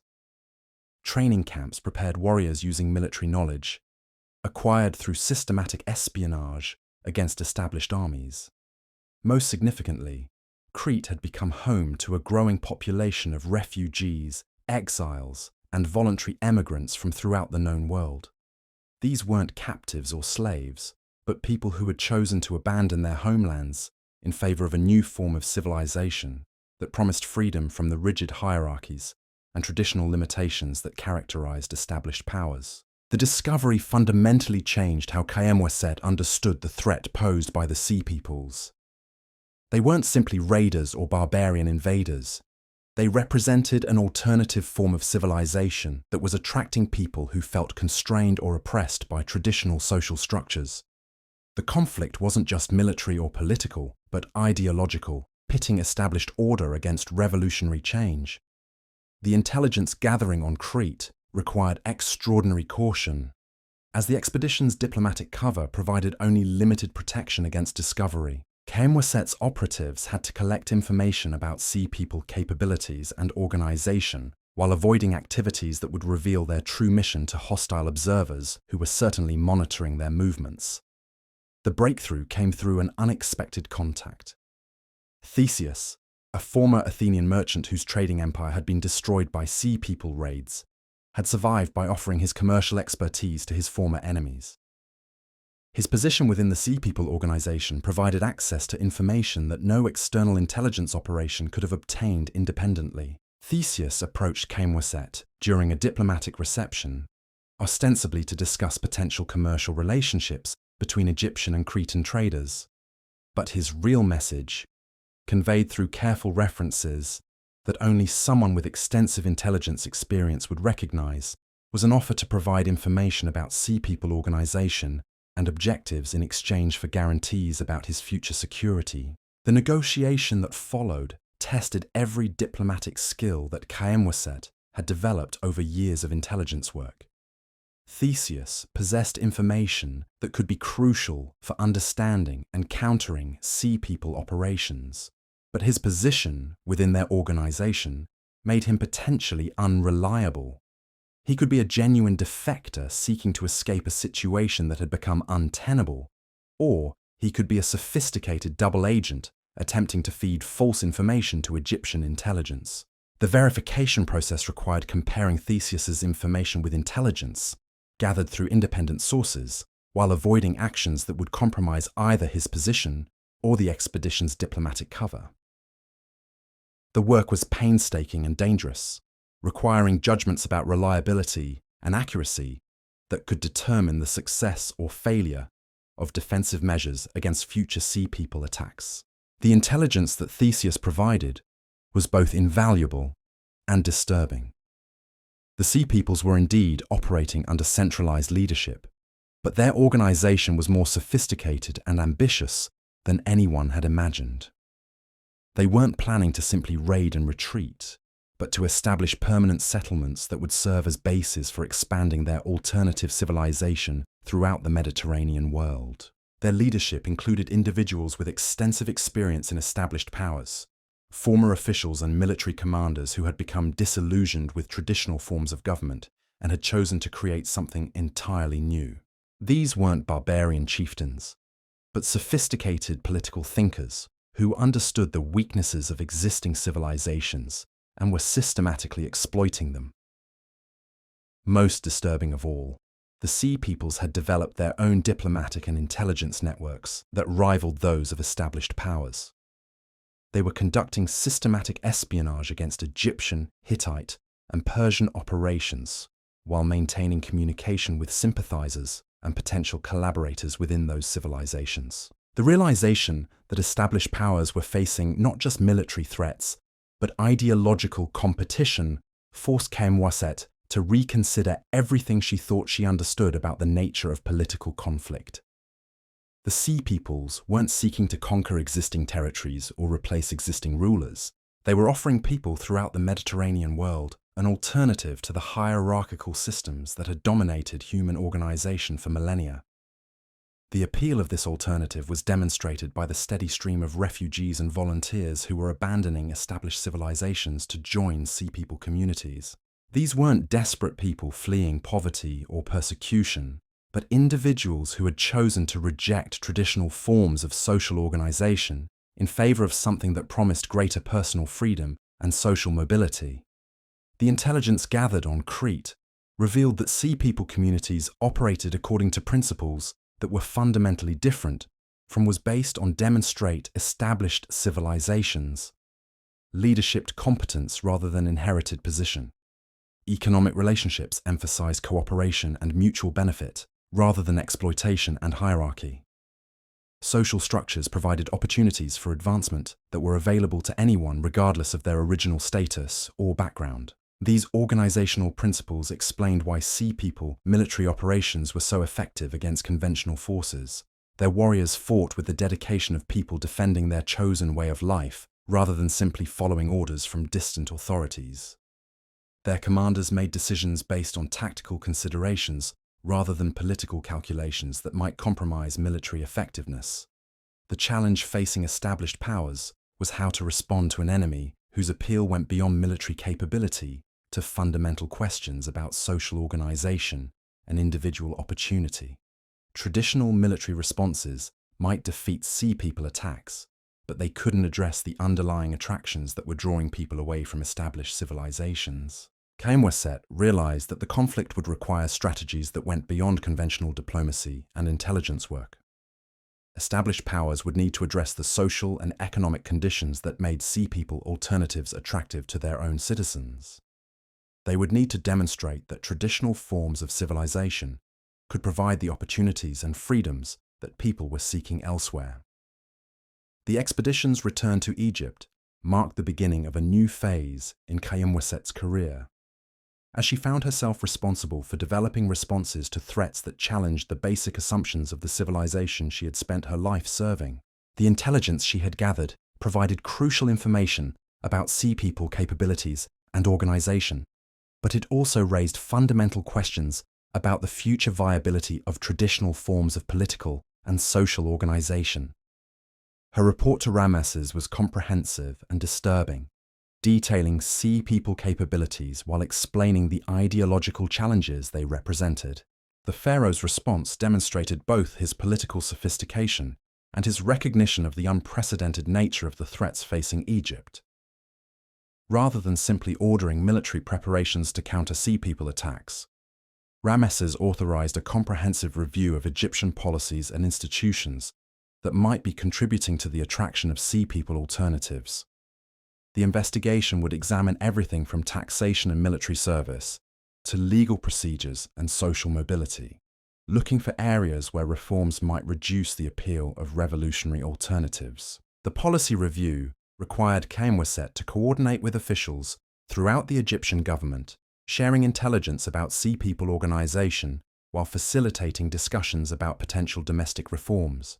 The work required diplomatic skills that went beyond traditional intelligence operations, as she had to navigate political sensitivities while maintaining the operational security that protected ongoing intelligence activities. The recommendations that emerged from this review were revolutionary in their own right, proposing changes to Egyptian society that would have been unthinkable under normal circumstances. The proposals included reforms to taxation that would reduce burdens on common citizens, modifications to military service that would provide greater opportunities for advancement, and legal changes that would make Egyptian courts more accessible to people of modest means. Most significantly, the recommendations proposed creating new institutions that would allow talented individuals from any social background to contribute to government and military leadership. These changes would address the fundamental attractions of Sea People society while preserving the stability and continuity that had made Egyptian civilization successful for millennia. The implementation of these reforms required political courage that demonstrated Ramesses' understanding of the challenges facing traditional civilizations. The changes faced resistance from established elites who saw their privileges being threatened, but they also generated enthusiasm among common citizens who recognized opportunities that had previously been unavailable to them. The success of Egyptian reforms provided a model that other established powers could adapt to their own circumstances. The intelligence-sharing networks that Khaemweset had developed provided channels for communicating information about successful policies, while coordinating responses to continuing Sea People activities.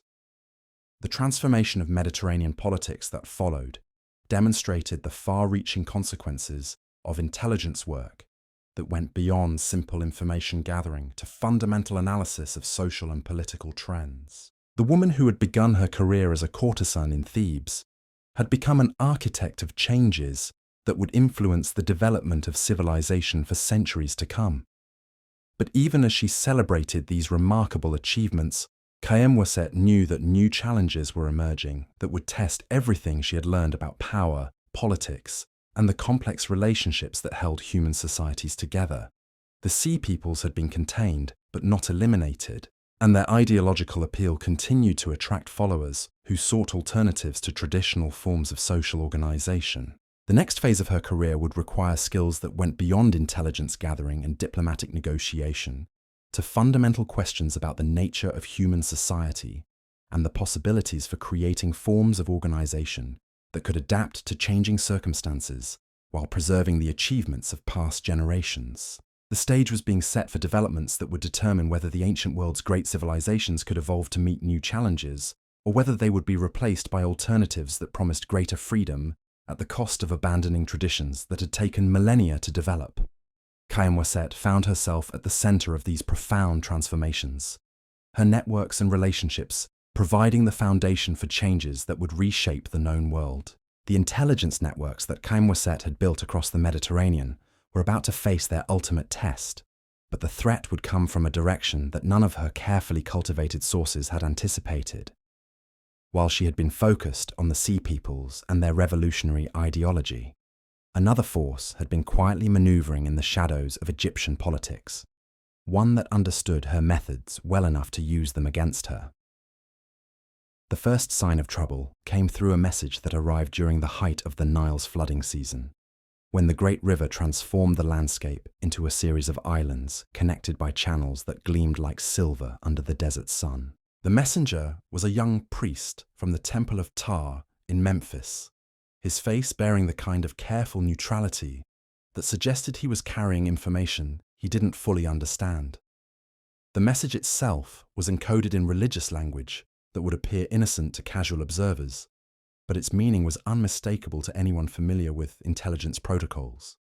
One of Khaemweset's most trusted agents in the northern provinces had been arrested by local authorities on charges of sedition and conspiracy against the state. The arrest had been carried out with a precision that suggested detailed knowledge of the agent's activities and contacts. But what made the situation truly alarming was the timing.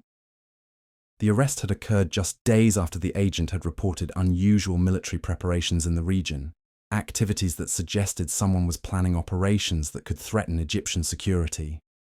The coincidence was too perfect to be accidental, indicating that hostile forces had penetrated Egyptian intelligence networks deeply enough to neutralize threats to their own activities. Khaemweset realized immediately that she was facing a domestic conspiracy that possessed resources and knowledge that rivaled her own capabilities.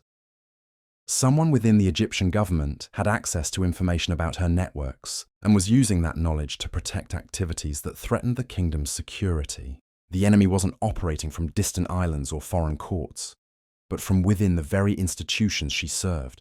The investigation required extraordinary delicacy, as any obvious attempt to identify the source of the security breach could alert the conspirators and cause them to alter their methods or eliminate evidence.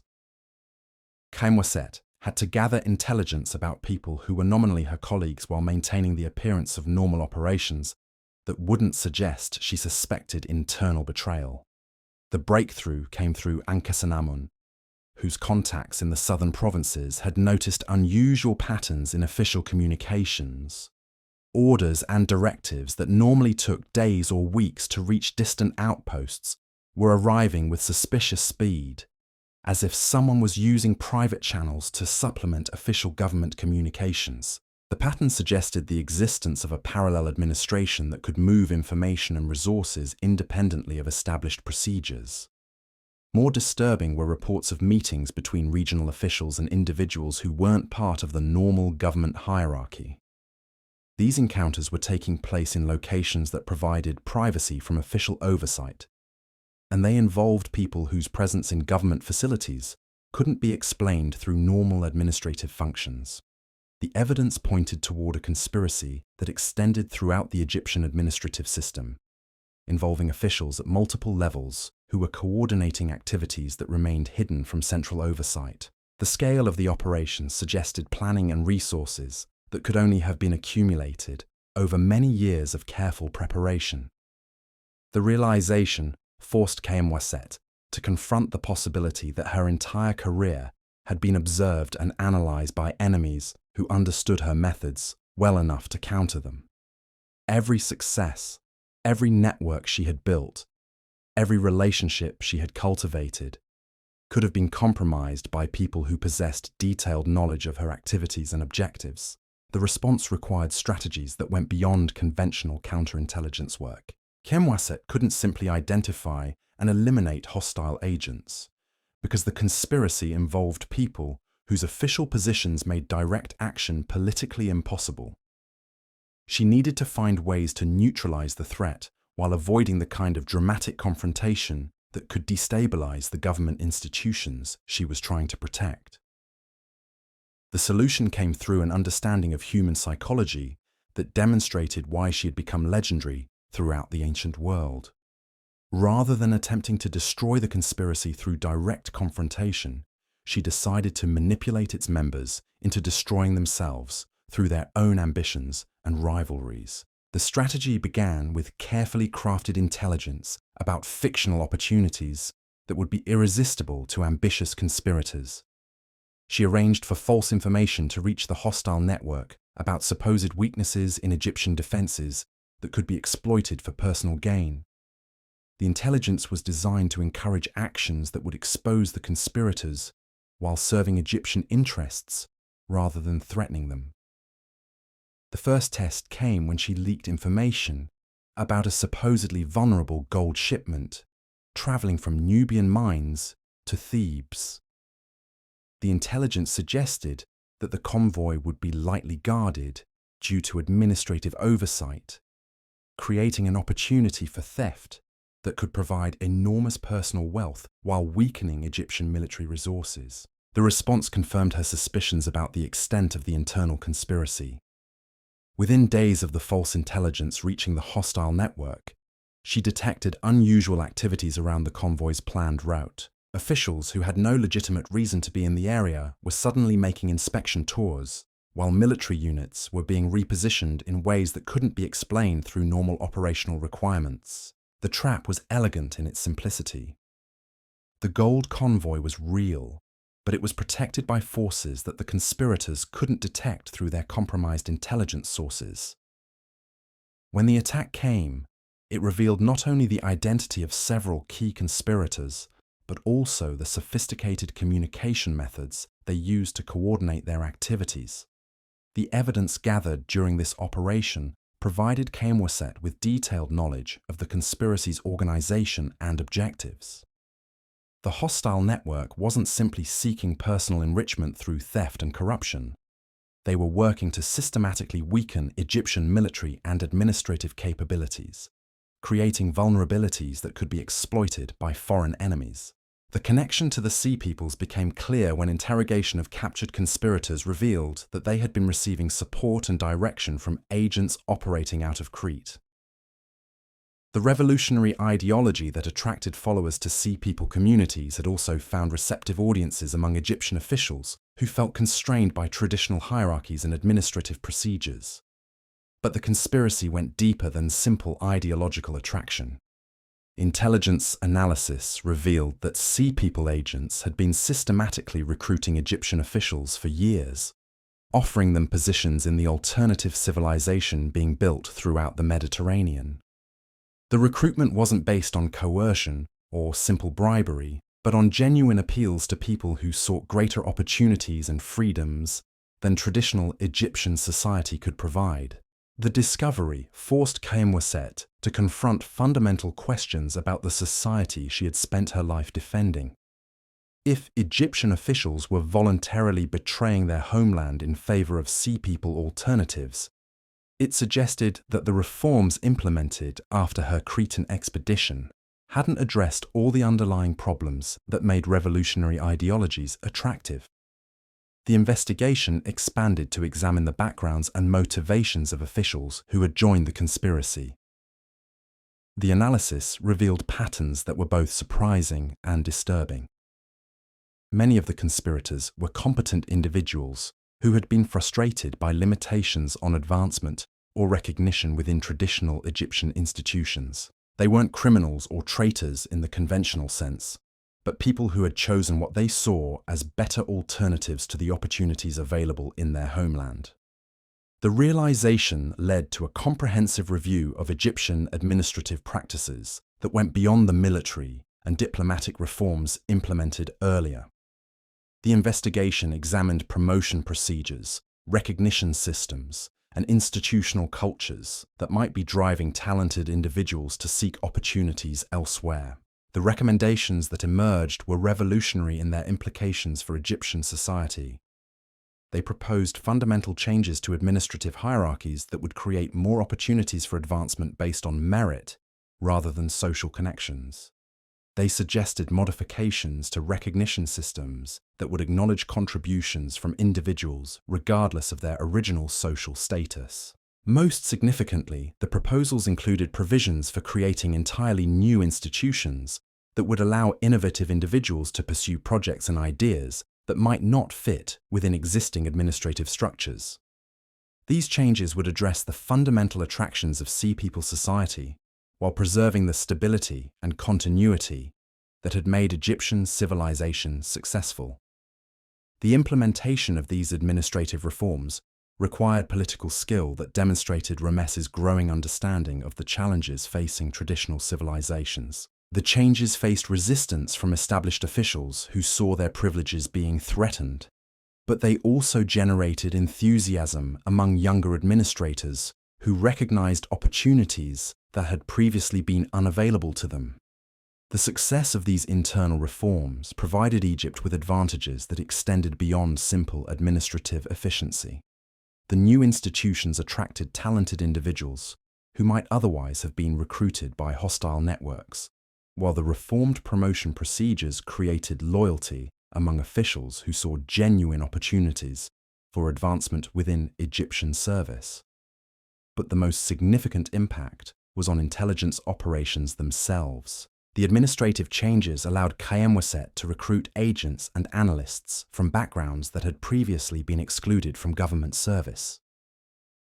The expanded talent pool provided capabilities that enhanced every aspect of Egyptian intelligence work, from information gathering to strategic analysis.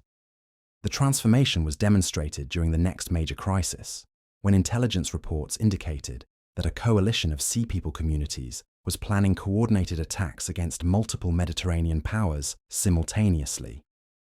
The scale of the planned operation exceeded anything previously attempted, involving naval forces that could threaten the survival of established civilizations throughout the region.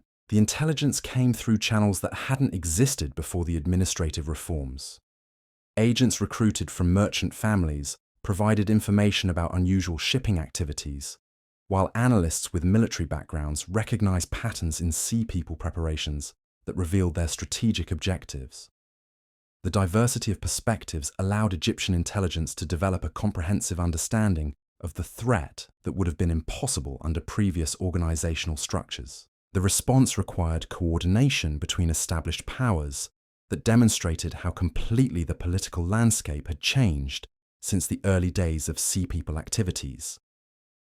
The intelligence sharing networks that Khaemweset had developed now operated with efficiency that allowed information to move across vast distances within days rather than weeks. Egyptian naval forces coordinated with Hittite and Persian fleets to establish defensive positions that could counter Sea People attacks while protecting critical trade routes. The cooperation extended beyond simple military coordination to include intelligence sharing that allowed each power to contribute its unique capabilities to the common defense. The decisive engagement took place in waters off the coast of Cyprus, where the combined fleets of established powers confronted the largest Sea People naval force ever assembled. The battle demonstrated both the military capabilities that traditional civilizations could achieve through cooperation and the continuing appeal of Sea People ideology, even in defeat. The Sea People forces fought with dedication that impressed even their enemies, demonstrating the loyalty that their alternative social organization could inspire. But their defeat marked the end of their expansion throughout the Mediterranean, forcing them to consolidate in territories they already controlled, rather than continuing their campaign of revolutionary transformation. The victory provided established powers with security that allowed them to focus on internal development rather than external defense. The reforms that had been implemented to counter Sea People appeal could now be refined and expanded, creating forms of social organization that combined traditional stability with revolutionary opportunities for individual advancement. Khaemweset found herself at the center of these developments, her intelligence networks providing the foundation for political changes that were reshaping the ancient world. The skills she had developed in palace intrigue and diplomatic negotiation had evolved into capabilities that could influence the fundamental structures of civilization itself. But the most remarkable aspect of her transformation was how it reflected broader changes in the role of women within ancient societies. The crisis created by Sea People activities had demonstrated that survival required the contributions of talented individuals regardless of their gender or social background. The success of Khaemweset's operations provided evidence that traditional limitations on women's participation in government and military affairs were counterproductive luxuries that established powers could no longer afford. The recognition led to institutional changes that went far beyond individual advancement opportunities. Egyptian administrative structures were modified to include formal positions for women in intelligence, diplomatic, and military planning roles. Similar changes were implemented by other powers that had witnessed the effectiveness of Egyptian innovations. The transformation extended beyond government service to include commercial and religious institutions that had traditionally excluded women from leadership positions. The skills that women had developed in managing household affairs and social relationships proved directly applicable to the complex challenges of managing large organizations and international relationships. The changes weren't implemented without resistance from traditional authorities who saw their privileges being threatened. But the military and political successes achieved through reformed institutions provided compelling arguments for continuing the transformation despite conservative opposition. The long-term impact of these changes would influence the development of Mediterranean civilizations for centuries. The integration of women into government and military institutions provided established powers with human resources that had previously been underutilized, while the merit-based advancement systems reduced the appeal of revolutionary alternatives that promised opportunities unavailable through traditional channels. Khaemweset's career had become a symbol of possibilities that were reshaping ancient societies. Her rise from courtesan to intelligence chief demonstrated that traditional social hierarchies could be modified to recognize and utilize talent regardless of its origins. Her success provided inspiration for women throughout the Mediterranean world who sought opportunities that had previously been denied to them. But her most lasting contribution was the demonstration that intelligence work could go beyond simple information gathering. to become a tool for social and political transformation. The network she had built and the methods she had developed provided models that would influence intelligence operations throughout history. The techniques of analyzing social and political trends, identifying sources of instability, and developing strategies that addressed underlying causes rather than just immediate symptoms became standard practices for intelligence services throughout the ancient world. The understanding that domestic reforms could be as important as military preparations in maintaining security became accepted wisdom among political leaders who had witnessed the effectiveness of Egyptian innovations. The legacy extended beyond specific techniques to include fundamental concepts about the relationship between intelligence work and governance. The recognition that information gathering and analysis could contribute to policy development rather than simply supporting existing decisions became a foundation principle for effective administration. The transformation of intelligence work from a tactical tool to a strategic capability reflected broader changes in how ancient civilizations understood the challenges they faced. The complexity of managing large, diverse populations in an interconnected world required information and analysis capabilities that exceeded what traditional administrative structures could provide. The institutions that Khayem-Wasset helped create became models for governments throughout the Mediterranean world. The combination of professional intelligence services with merit-based advancement systems provided established powers with advantages that helped them adapt to changing circumstances while preserving their essential characteristics. The success of these innovations demonstrated that traditional civilizations possessed remarkable capacity for adaptation when faced with existential challenges.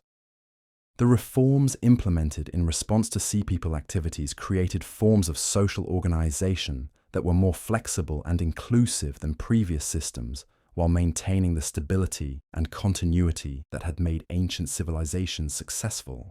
The story of the courtesans of Thebes had evolved into something far greater than individual tales of ambition and success. It had become a demonstration of how human societies could transform themselves in response to new challenges, while preserving the achievements that had taken millennia to develop. The women who had once operated in the shadows of power had become architects of changes that would influence the course of history. Their intelligence, creativity, and determination had proven that traditional limitations on human potential were artificial constraints that could be overcome through courage and skill. The networks they had built, the methods they had developed, and the institutions they had created provided foundations for political and social development that would continue long after their individual careers had ended. The ancient world had been transformed by women whose names were largely forgotten by history, but whose contributions shaped the development of civilization itself. The courtesan, who had once memorized religious texts to impress a nervous scribe, had become the creator of intelligence systems that protected empires and influenced the fate of nations. Her journey from the workers' quarter of Thebes to the centers of international power demonstrated possibilities that continued to inspire generations of women who sought to transcend the limitations imposed by traditional social structures. The hidden women behind the pharaohs had finally emerged from the shadows, their stories revealing the complex networks of influence and intelligence that had shaped one of history's most remarkable civilizations. Their legacy lived on in the institutions they had created, the methods they had developed, and the understanding they had provided about the true sources of political power in the ancient world. The transformation of ancient Egypt through the influence of these remarkable women created ripple effects that would reshape the Mediterranean world for generations. But perhaps the most extraordinary aspect of their legacy was how they fundamentally altered the very nature of power itself, from the visible displays moving a tonic authority to the subtle of foreign networks of influence that operated behind palace walls. As Khayem-Wasset consolidated her position as Egypt's most formidable intelligence operative, a new generation of women began emerging from the shadows of Thebes, each bringing their own unique skills to the complex game of international politics. These weren't mere imitators of her success, but innovators who understood that the changing world required entirely new approaches to the ancient arts of influence and persuasion.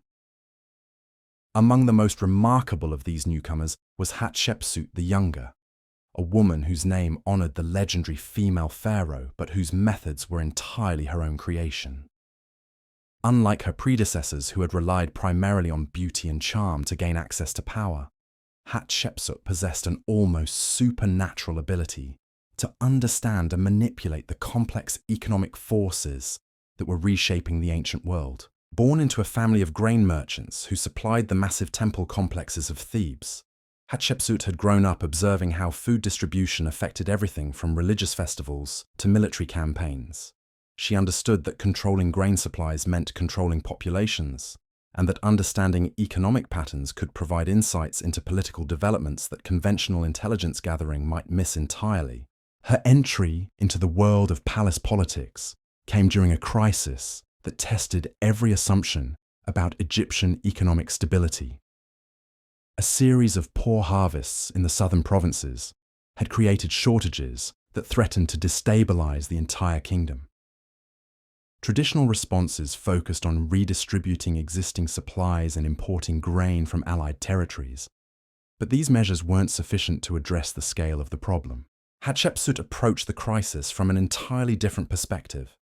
Rather than simply managing shortages, she proposed creating new agricultural systems that could prevent future famines while simultaneously strengthening Egypt's position relative to neighboring powers.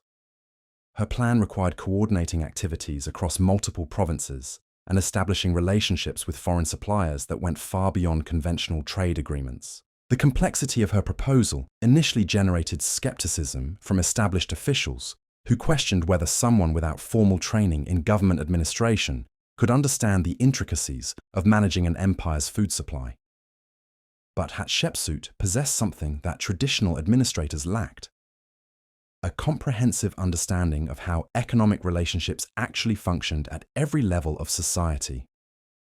Her presentation to the Royal Council was a masterpiece of strategic thinking that demonstrated capabilities that exceeded those of many career officials. She explained how grain shortages in one region created opportunities for surplus producers in other areas, how transportation costs affected the viability of different supply sources, and how storage facilities could be used to manipulate prices and availability throughout the kingdom. But her most impressive insight was recognizing how food security connected to military and diplomatic capabilities. Armies required reliable supply lines that could function even during extended campaigns.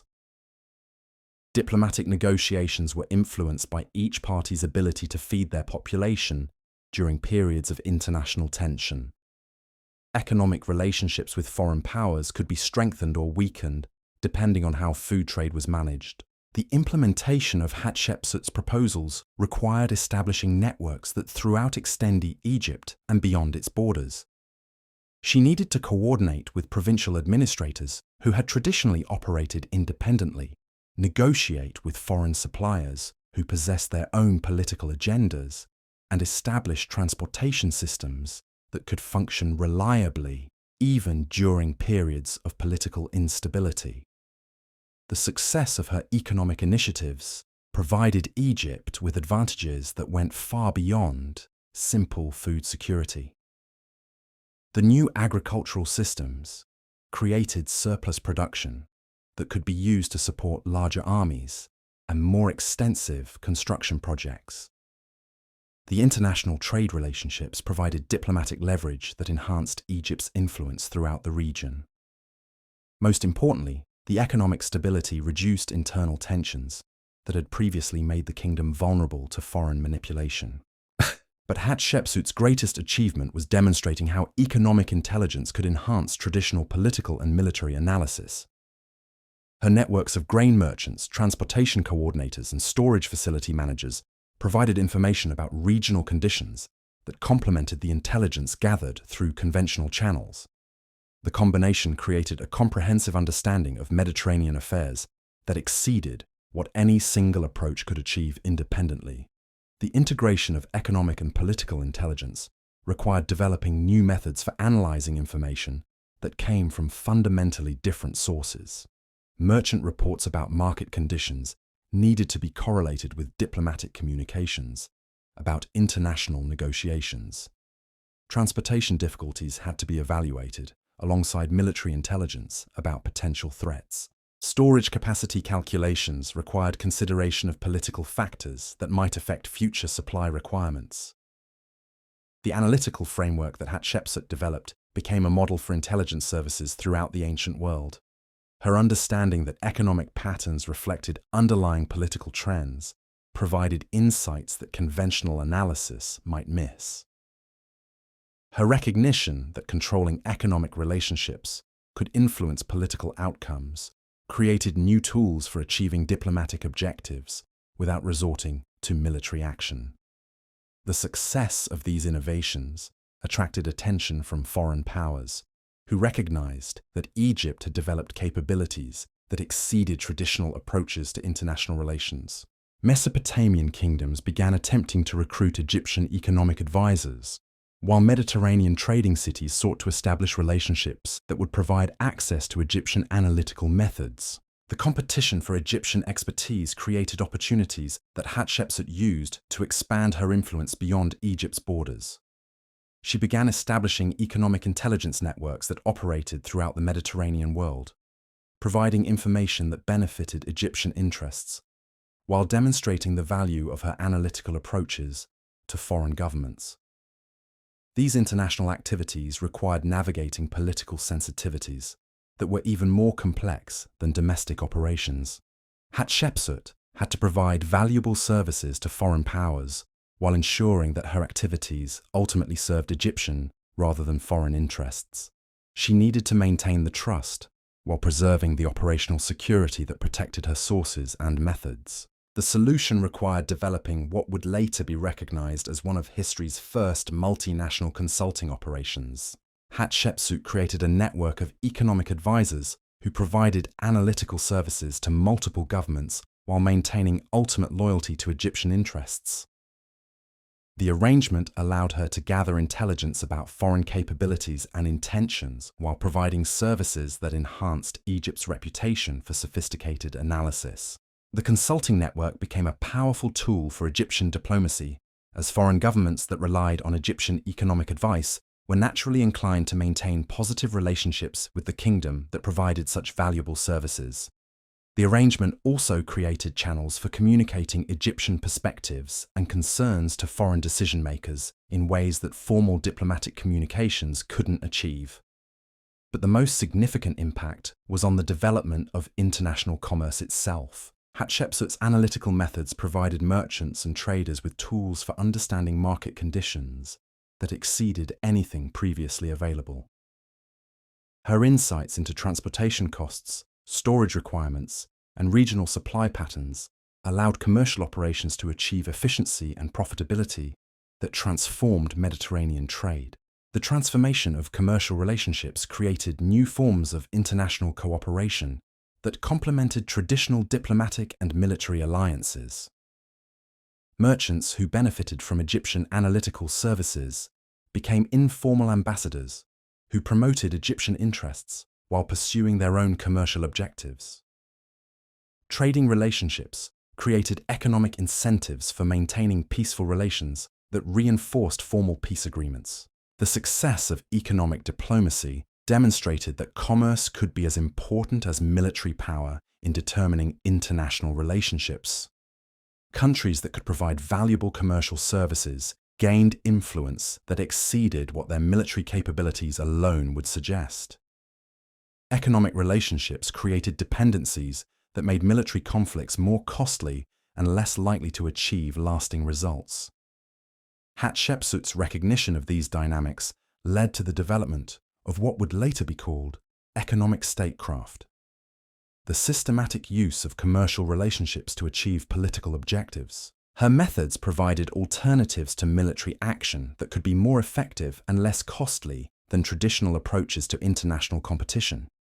The integration of economic and political strategy required institutional changes that went beyond individual innovations to include fundamental modifications in how governments organize their decision-making processes.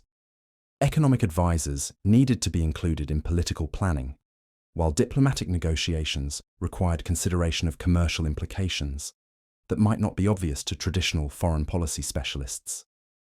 The institutional changes created new career paths for individuals whose backgrounds had previously excluded them from government service. Merchants, traders, and financial specialists found opportunities to contribute their expertise to national policy development. The expansion of government roles created positions for women whose commercial experience qualified them for responsibilities that had traditionally been reserved for men with military or diplomatic backgrounds. The transformation extended beyond individual opportunities to include fundamental changes in how societies understood the relationship between commercial and political activities. Economic success became recognized as a component of national security that required the same level of attention and resources traditionally devoted to military preparations. The recognition led to the establishment of economic intelligence services that operated alongside traditional military and diplomatic intelligence organizations. These new institutions provided analysis of commercial trends, assessment of foreign economic capabilities, and evaluation of how economic policies might affect international relationships. The development of economic intelligence created new requirements for analytical skills that combined commercial expertise with political understanding. Analysts needed to understand both market dynamics and diplomatic protocols, while field operatives required knowledge of both business practices and intelligence gathering techniques. The complexity of these requirements led to the establishment of training programs that prepared individuals for careers in economic intelligence.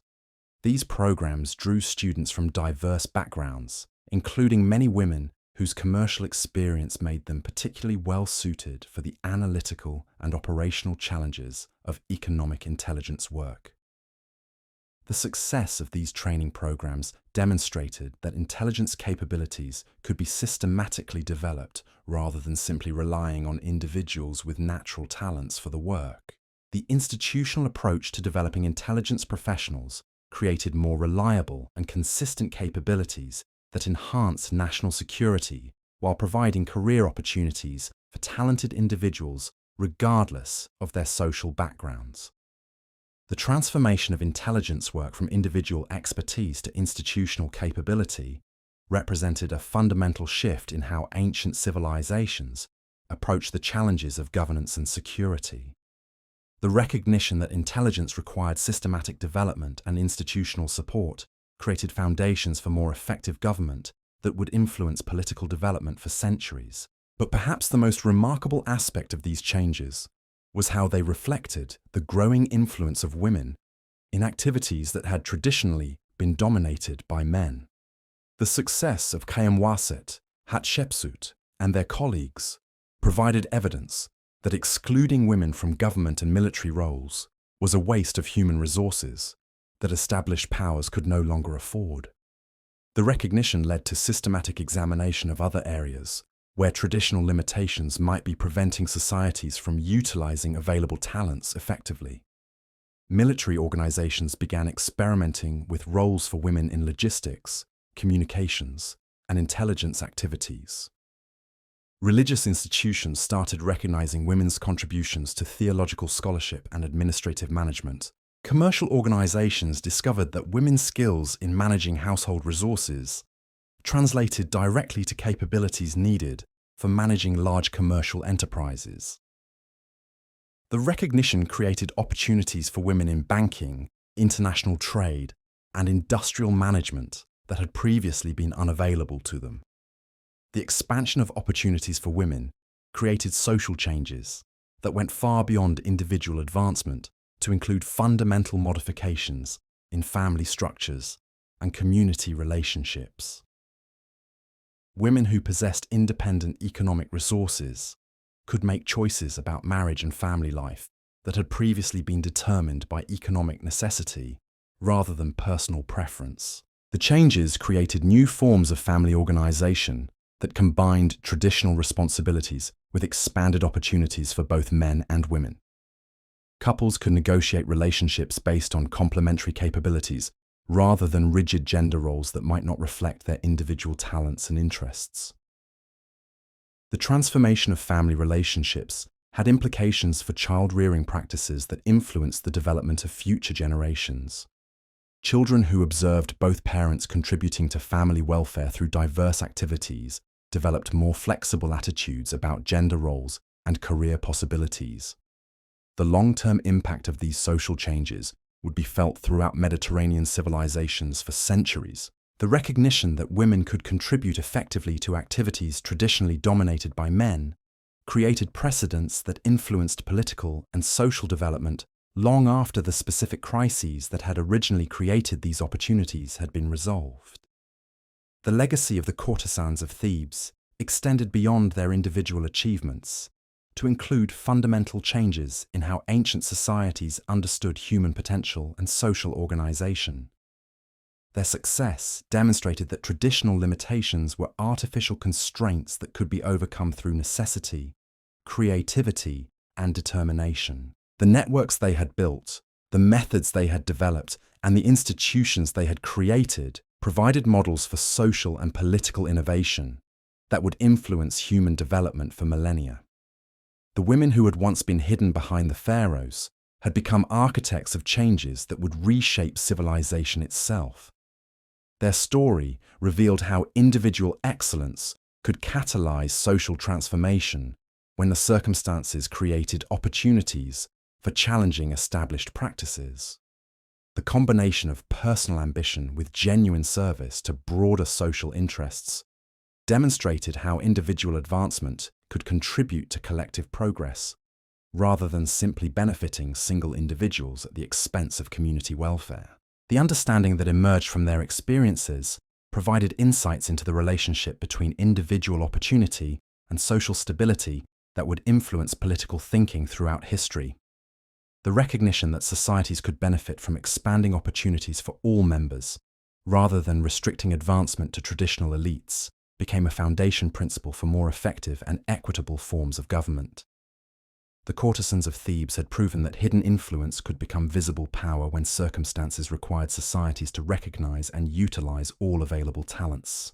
Their transformation from palace entertainers to government officials demonstrated possibilities that continued to inspire social reformers who sought to create more inclusive and effective forms of human organization. The ancient world had been forever changed by women whose intelligence, creativity, and determination had overcome barriers that had seemed insurmountable. Their legacy lived on in the institutions they had created, the methods they had pioneered, and the understanding they had provided about the true nature of human potential and social possibility.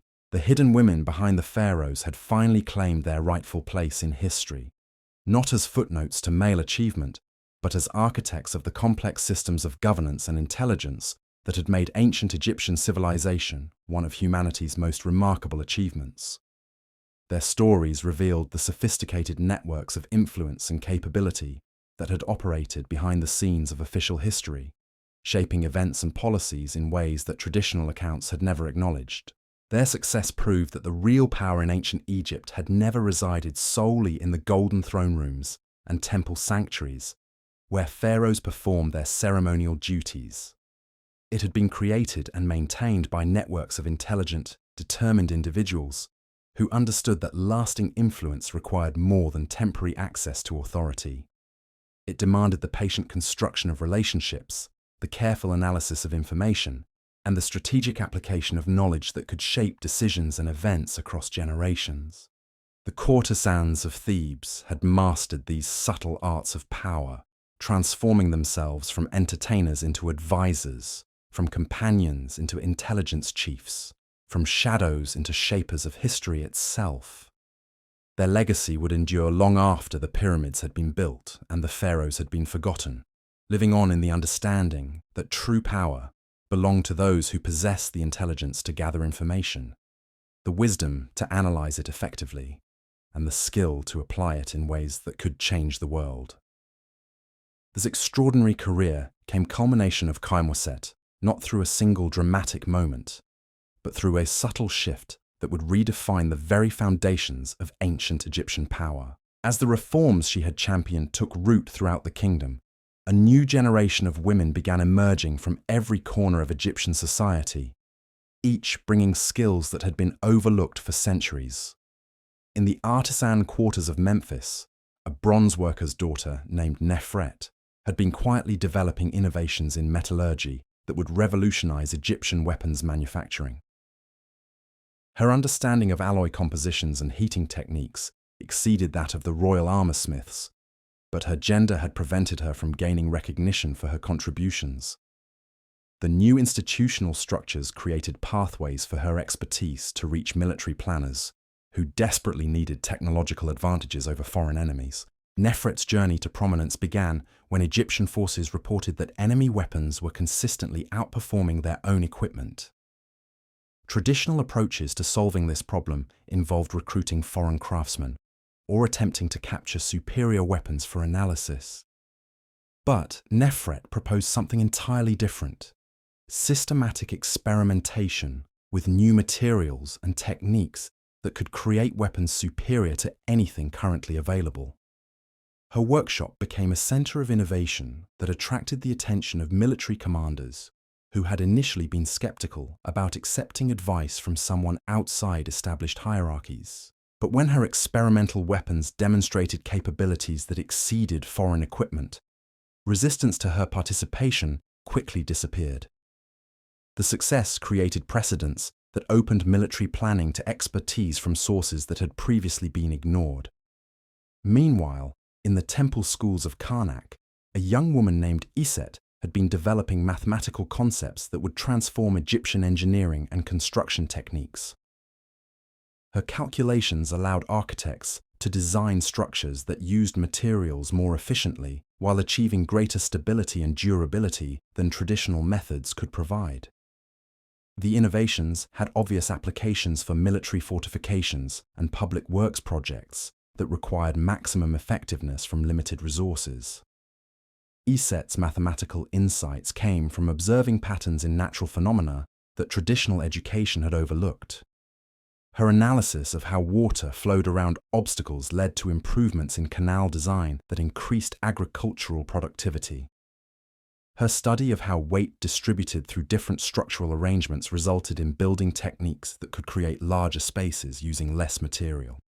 The practical applications of her theoretical work attracted attention from officials responsible for managing Egypt's extensive construction projects.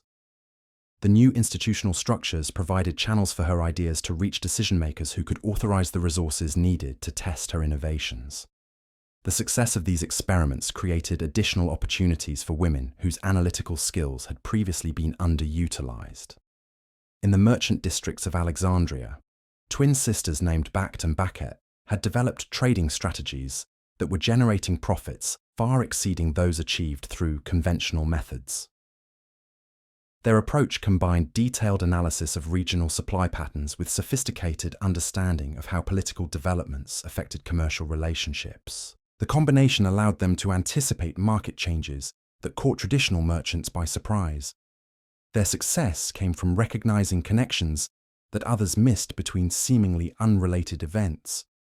Political tensions in one region created opportunities for alternative supply sources that could be developed before competitors recognized the potential. Military campaigns affected transportation costs in ways that could be predicted and exploited by merchants who understood logistics as well as commerce. The twins' analytical methods attracted attention from government officials who needed better information about economic conditions throughout the Mediterranean world. Their networks of commercial contacts provided intelligence about regional developments that complemented information gathered through traditional diplomatic and military channels. The integration created more comprehensive understanding of international affairs that enhanced Egyptian decision-making capabilities. These individual success stories represented broader transformations that were reshaping Egyptian society at every level. The institutional changes that had begun with intelligence and administrative reforms were creating opportunities throughout the kingdom for people whose talents had previously been overlooked or undervalued.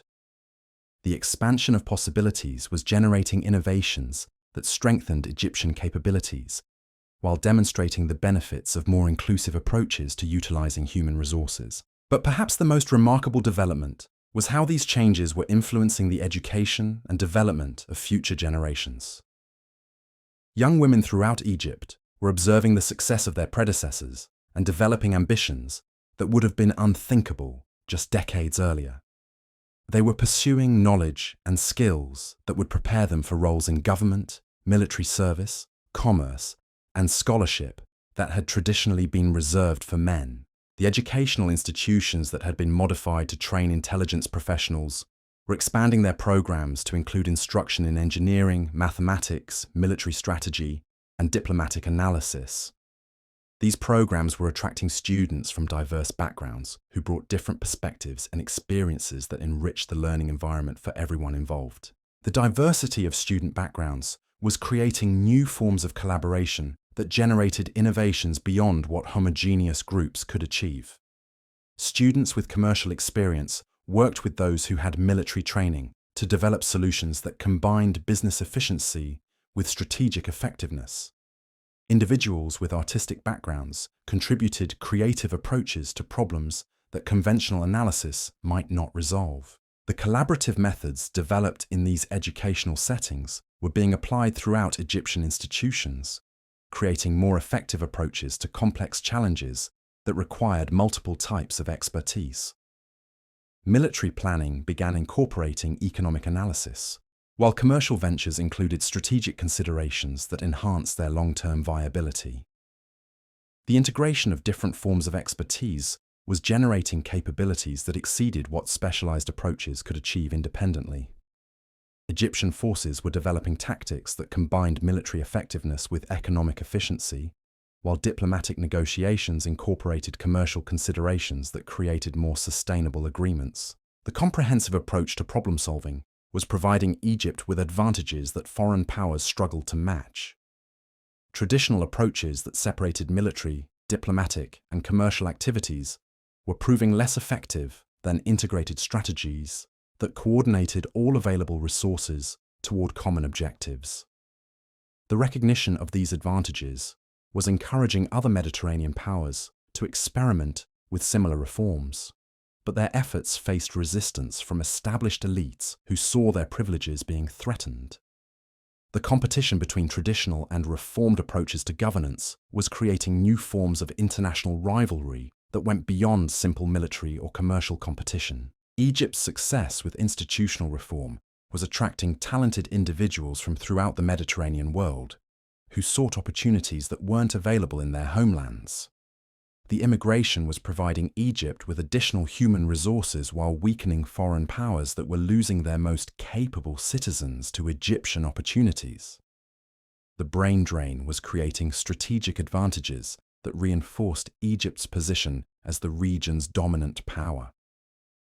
Foreign governments were beginning to recognize that restricting opportunities for their own citizens was creating vulnerabilities that their enemies could exploit. The realization was generating pressure for reforms that might reduce the appeal of Egyptian alternatives. The competition for talent was encouraging innovation throughout the Mediterranean world as different powers experimented with various approaches to attracting and retaining capable individuals. The rivalry was accelerating social and political development in ways that benefited populations throughout the region, even as it created new forms of international tension. The changes that had begun with the courtesans of Thebes had evolved into transformations that were reshaping the entire ancient world. The understanding that human potential could be developed and utilized more effectively through inclusive institutions was influencing political development throughout Mediterranean civilizations. The legacy of Khemwaset and her colleagues was becoming visible in the achievements of countless individuals who had benefited from the opportunities created through their innovations. The networks they had built were continuing to operate and expand, providing foundations for continued social and political development that would influence history for centuries. The story of hidden women behind the Pharaohs had become a demonstration of how individual excellence could catalyze social transformation when circumstances created opportunities for challenging established limitations. Their success proved that societies could benefit enormously from recognizing and utilizing talents that traditional structures had overlooked or suppressed. The ancient world had been forever changed by women whose intelligence, determination, and strategic thinking had overcome barriers that had seemed insurmountable. Their achievements provided models for future generations who would continue the work of creating more effective and inclusive forms of human organization. The transformation continued to unfold as new challenges created additional opportunities for innovation and adaptation. The institutions that had been created to address specific crises were proving flexible enough to evolve in response to changing circumstances, demonstrating that successful reforms could provide foundations for continued development rather than simply solving immediate problems. The courtesans of Thebes had proven that true power resided not in ceremonial authority, but in the ability to gather information, analyze it effectively, and apply insights in ways that could influence events and shape the future. Their legacy lived on in the understanding that intelligence, creativity, and determination could overcome any obstacle when combined with opportunities to demonstrate their value. The hidden women behind the Pharaohs had finally claimed their rightful place as architects of one of history's most remarkable civilizations, their stories revealing the sophisticated networks of influence and capability that had operated behind the scenes of official history. Their success demonstrated that the real power in ancient Egypt had belonged to those who possessed the knowledge and skills needed to navigate complex challenges and create lasting solutions. Their transformation from shadows into shapers of history provided inspiration for countless individuals who would continue their work of expanding human possibilities and creating more effective forms of social organization. The ancient world had been enriched by their contributions, and their legacy would continue to influence human development for generations yet to come.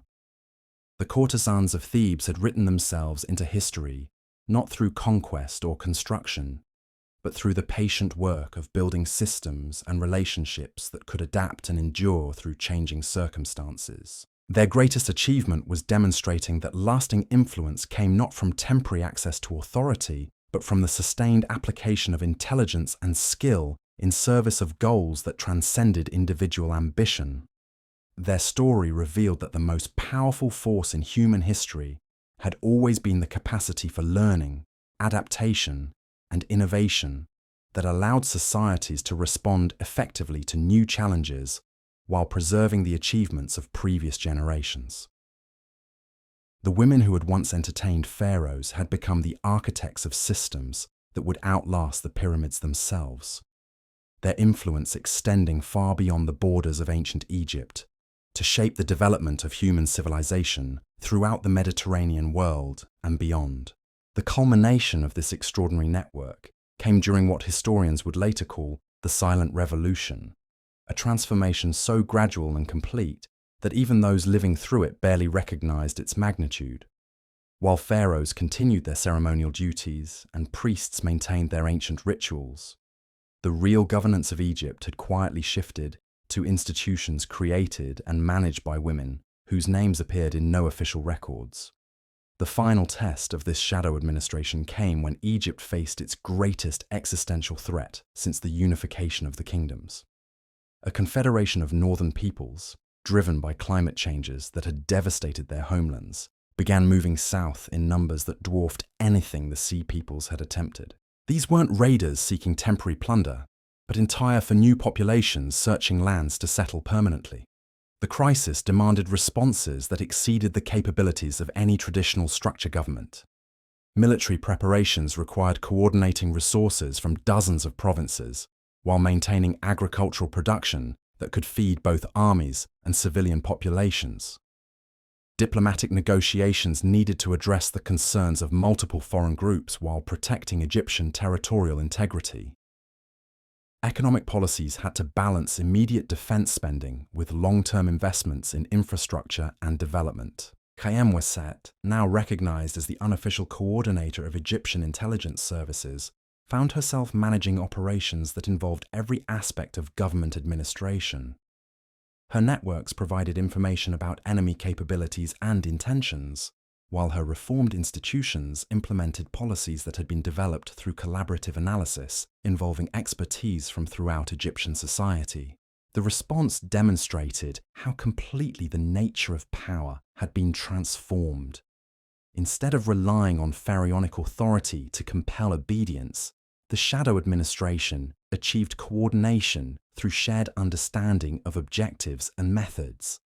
Officials throughout the kingdom implemented complex policies because they understood how their individual contributions supported broader strategic goals, not because they feared punishment for disobedience. The military preparations revealed the extent to which Egyptian capabilities had been enhanced through inclusive approaches to utilizing human resources.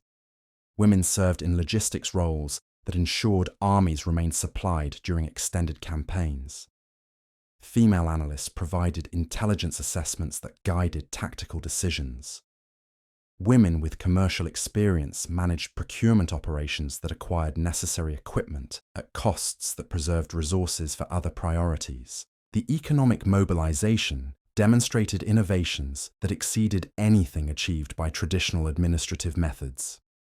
Hatshepsut's networks coordinated agricultural production throughout the kingdom, ensuring that military requirements didn't create civilian shortages that could undermine popular support for defensive efforts.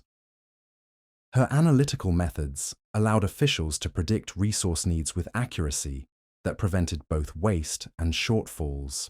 The diplomatic initiatives showed how completely international relationships had been transformed through Egyptian innovations. Instead of formal negotiations between royal representatives, the discussions involved networks of specialists who could address technical concerns while maintaining focus on broader strategic objectives. The approaches achieved agreements that satisfied practical needs while preserving political relationships that would remain valuable after immediate crises had been resolved. The Northern Confederation's response to Egyptian preparations revealed that traditional military approaches were becoming obsolete in conflicts that involved entire populations rather than professional armies. The invaders possessed knowledge of Egyptian capabilities that suggested systematic intelligence gathering over extended periods.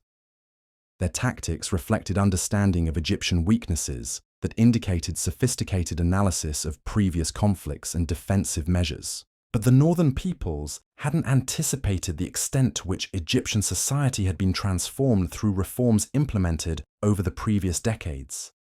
Their intelligence was based on observations of traditional governmental structures that no longer reflected how Egyptian decision-making actually functioned. Their strategies assumed responses that would have been appropriate against conventional kingdoms, but were inadequate for dealing with reformed institutions that could adapt rapidly to changing circumstances. The decisive confrontation took place not on a battlefield, but in a series of negotiations that demonstrated the full sophistication of Egyptian diplomatic capabilities. Instead of demanding unconditional withdrawal or threatening total warfare, Egyptian representatives offered alternatives that addressed the underlying causes of northern migration while protecting Egyptian interests. The proposals included territorial arrangements that provided northern peoples with lands that could support their populations while maintaining Egyptian control over strategically critical regions.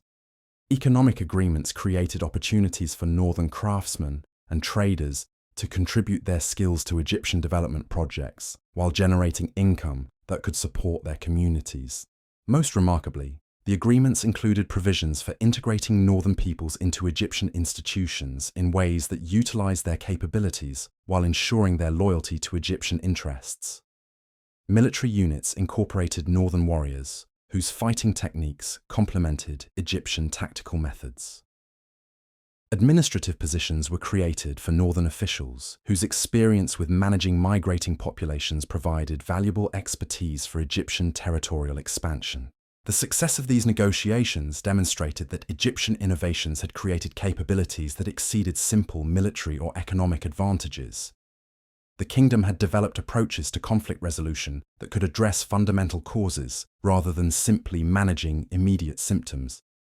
The methods provided alternatives to warfare that could achieve more lasting results at lower costs than traditional approaches to international competition.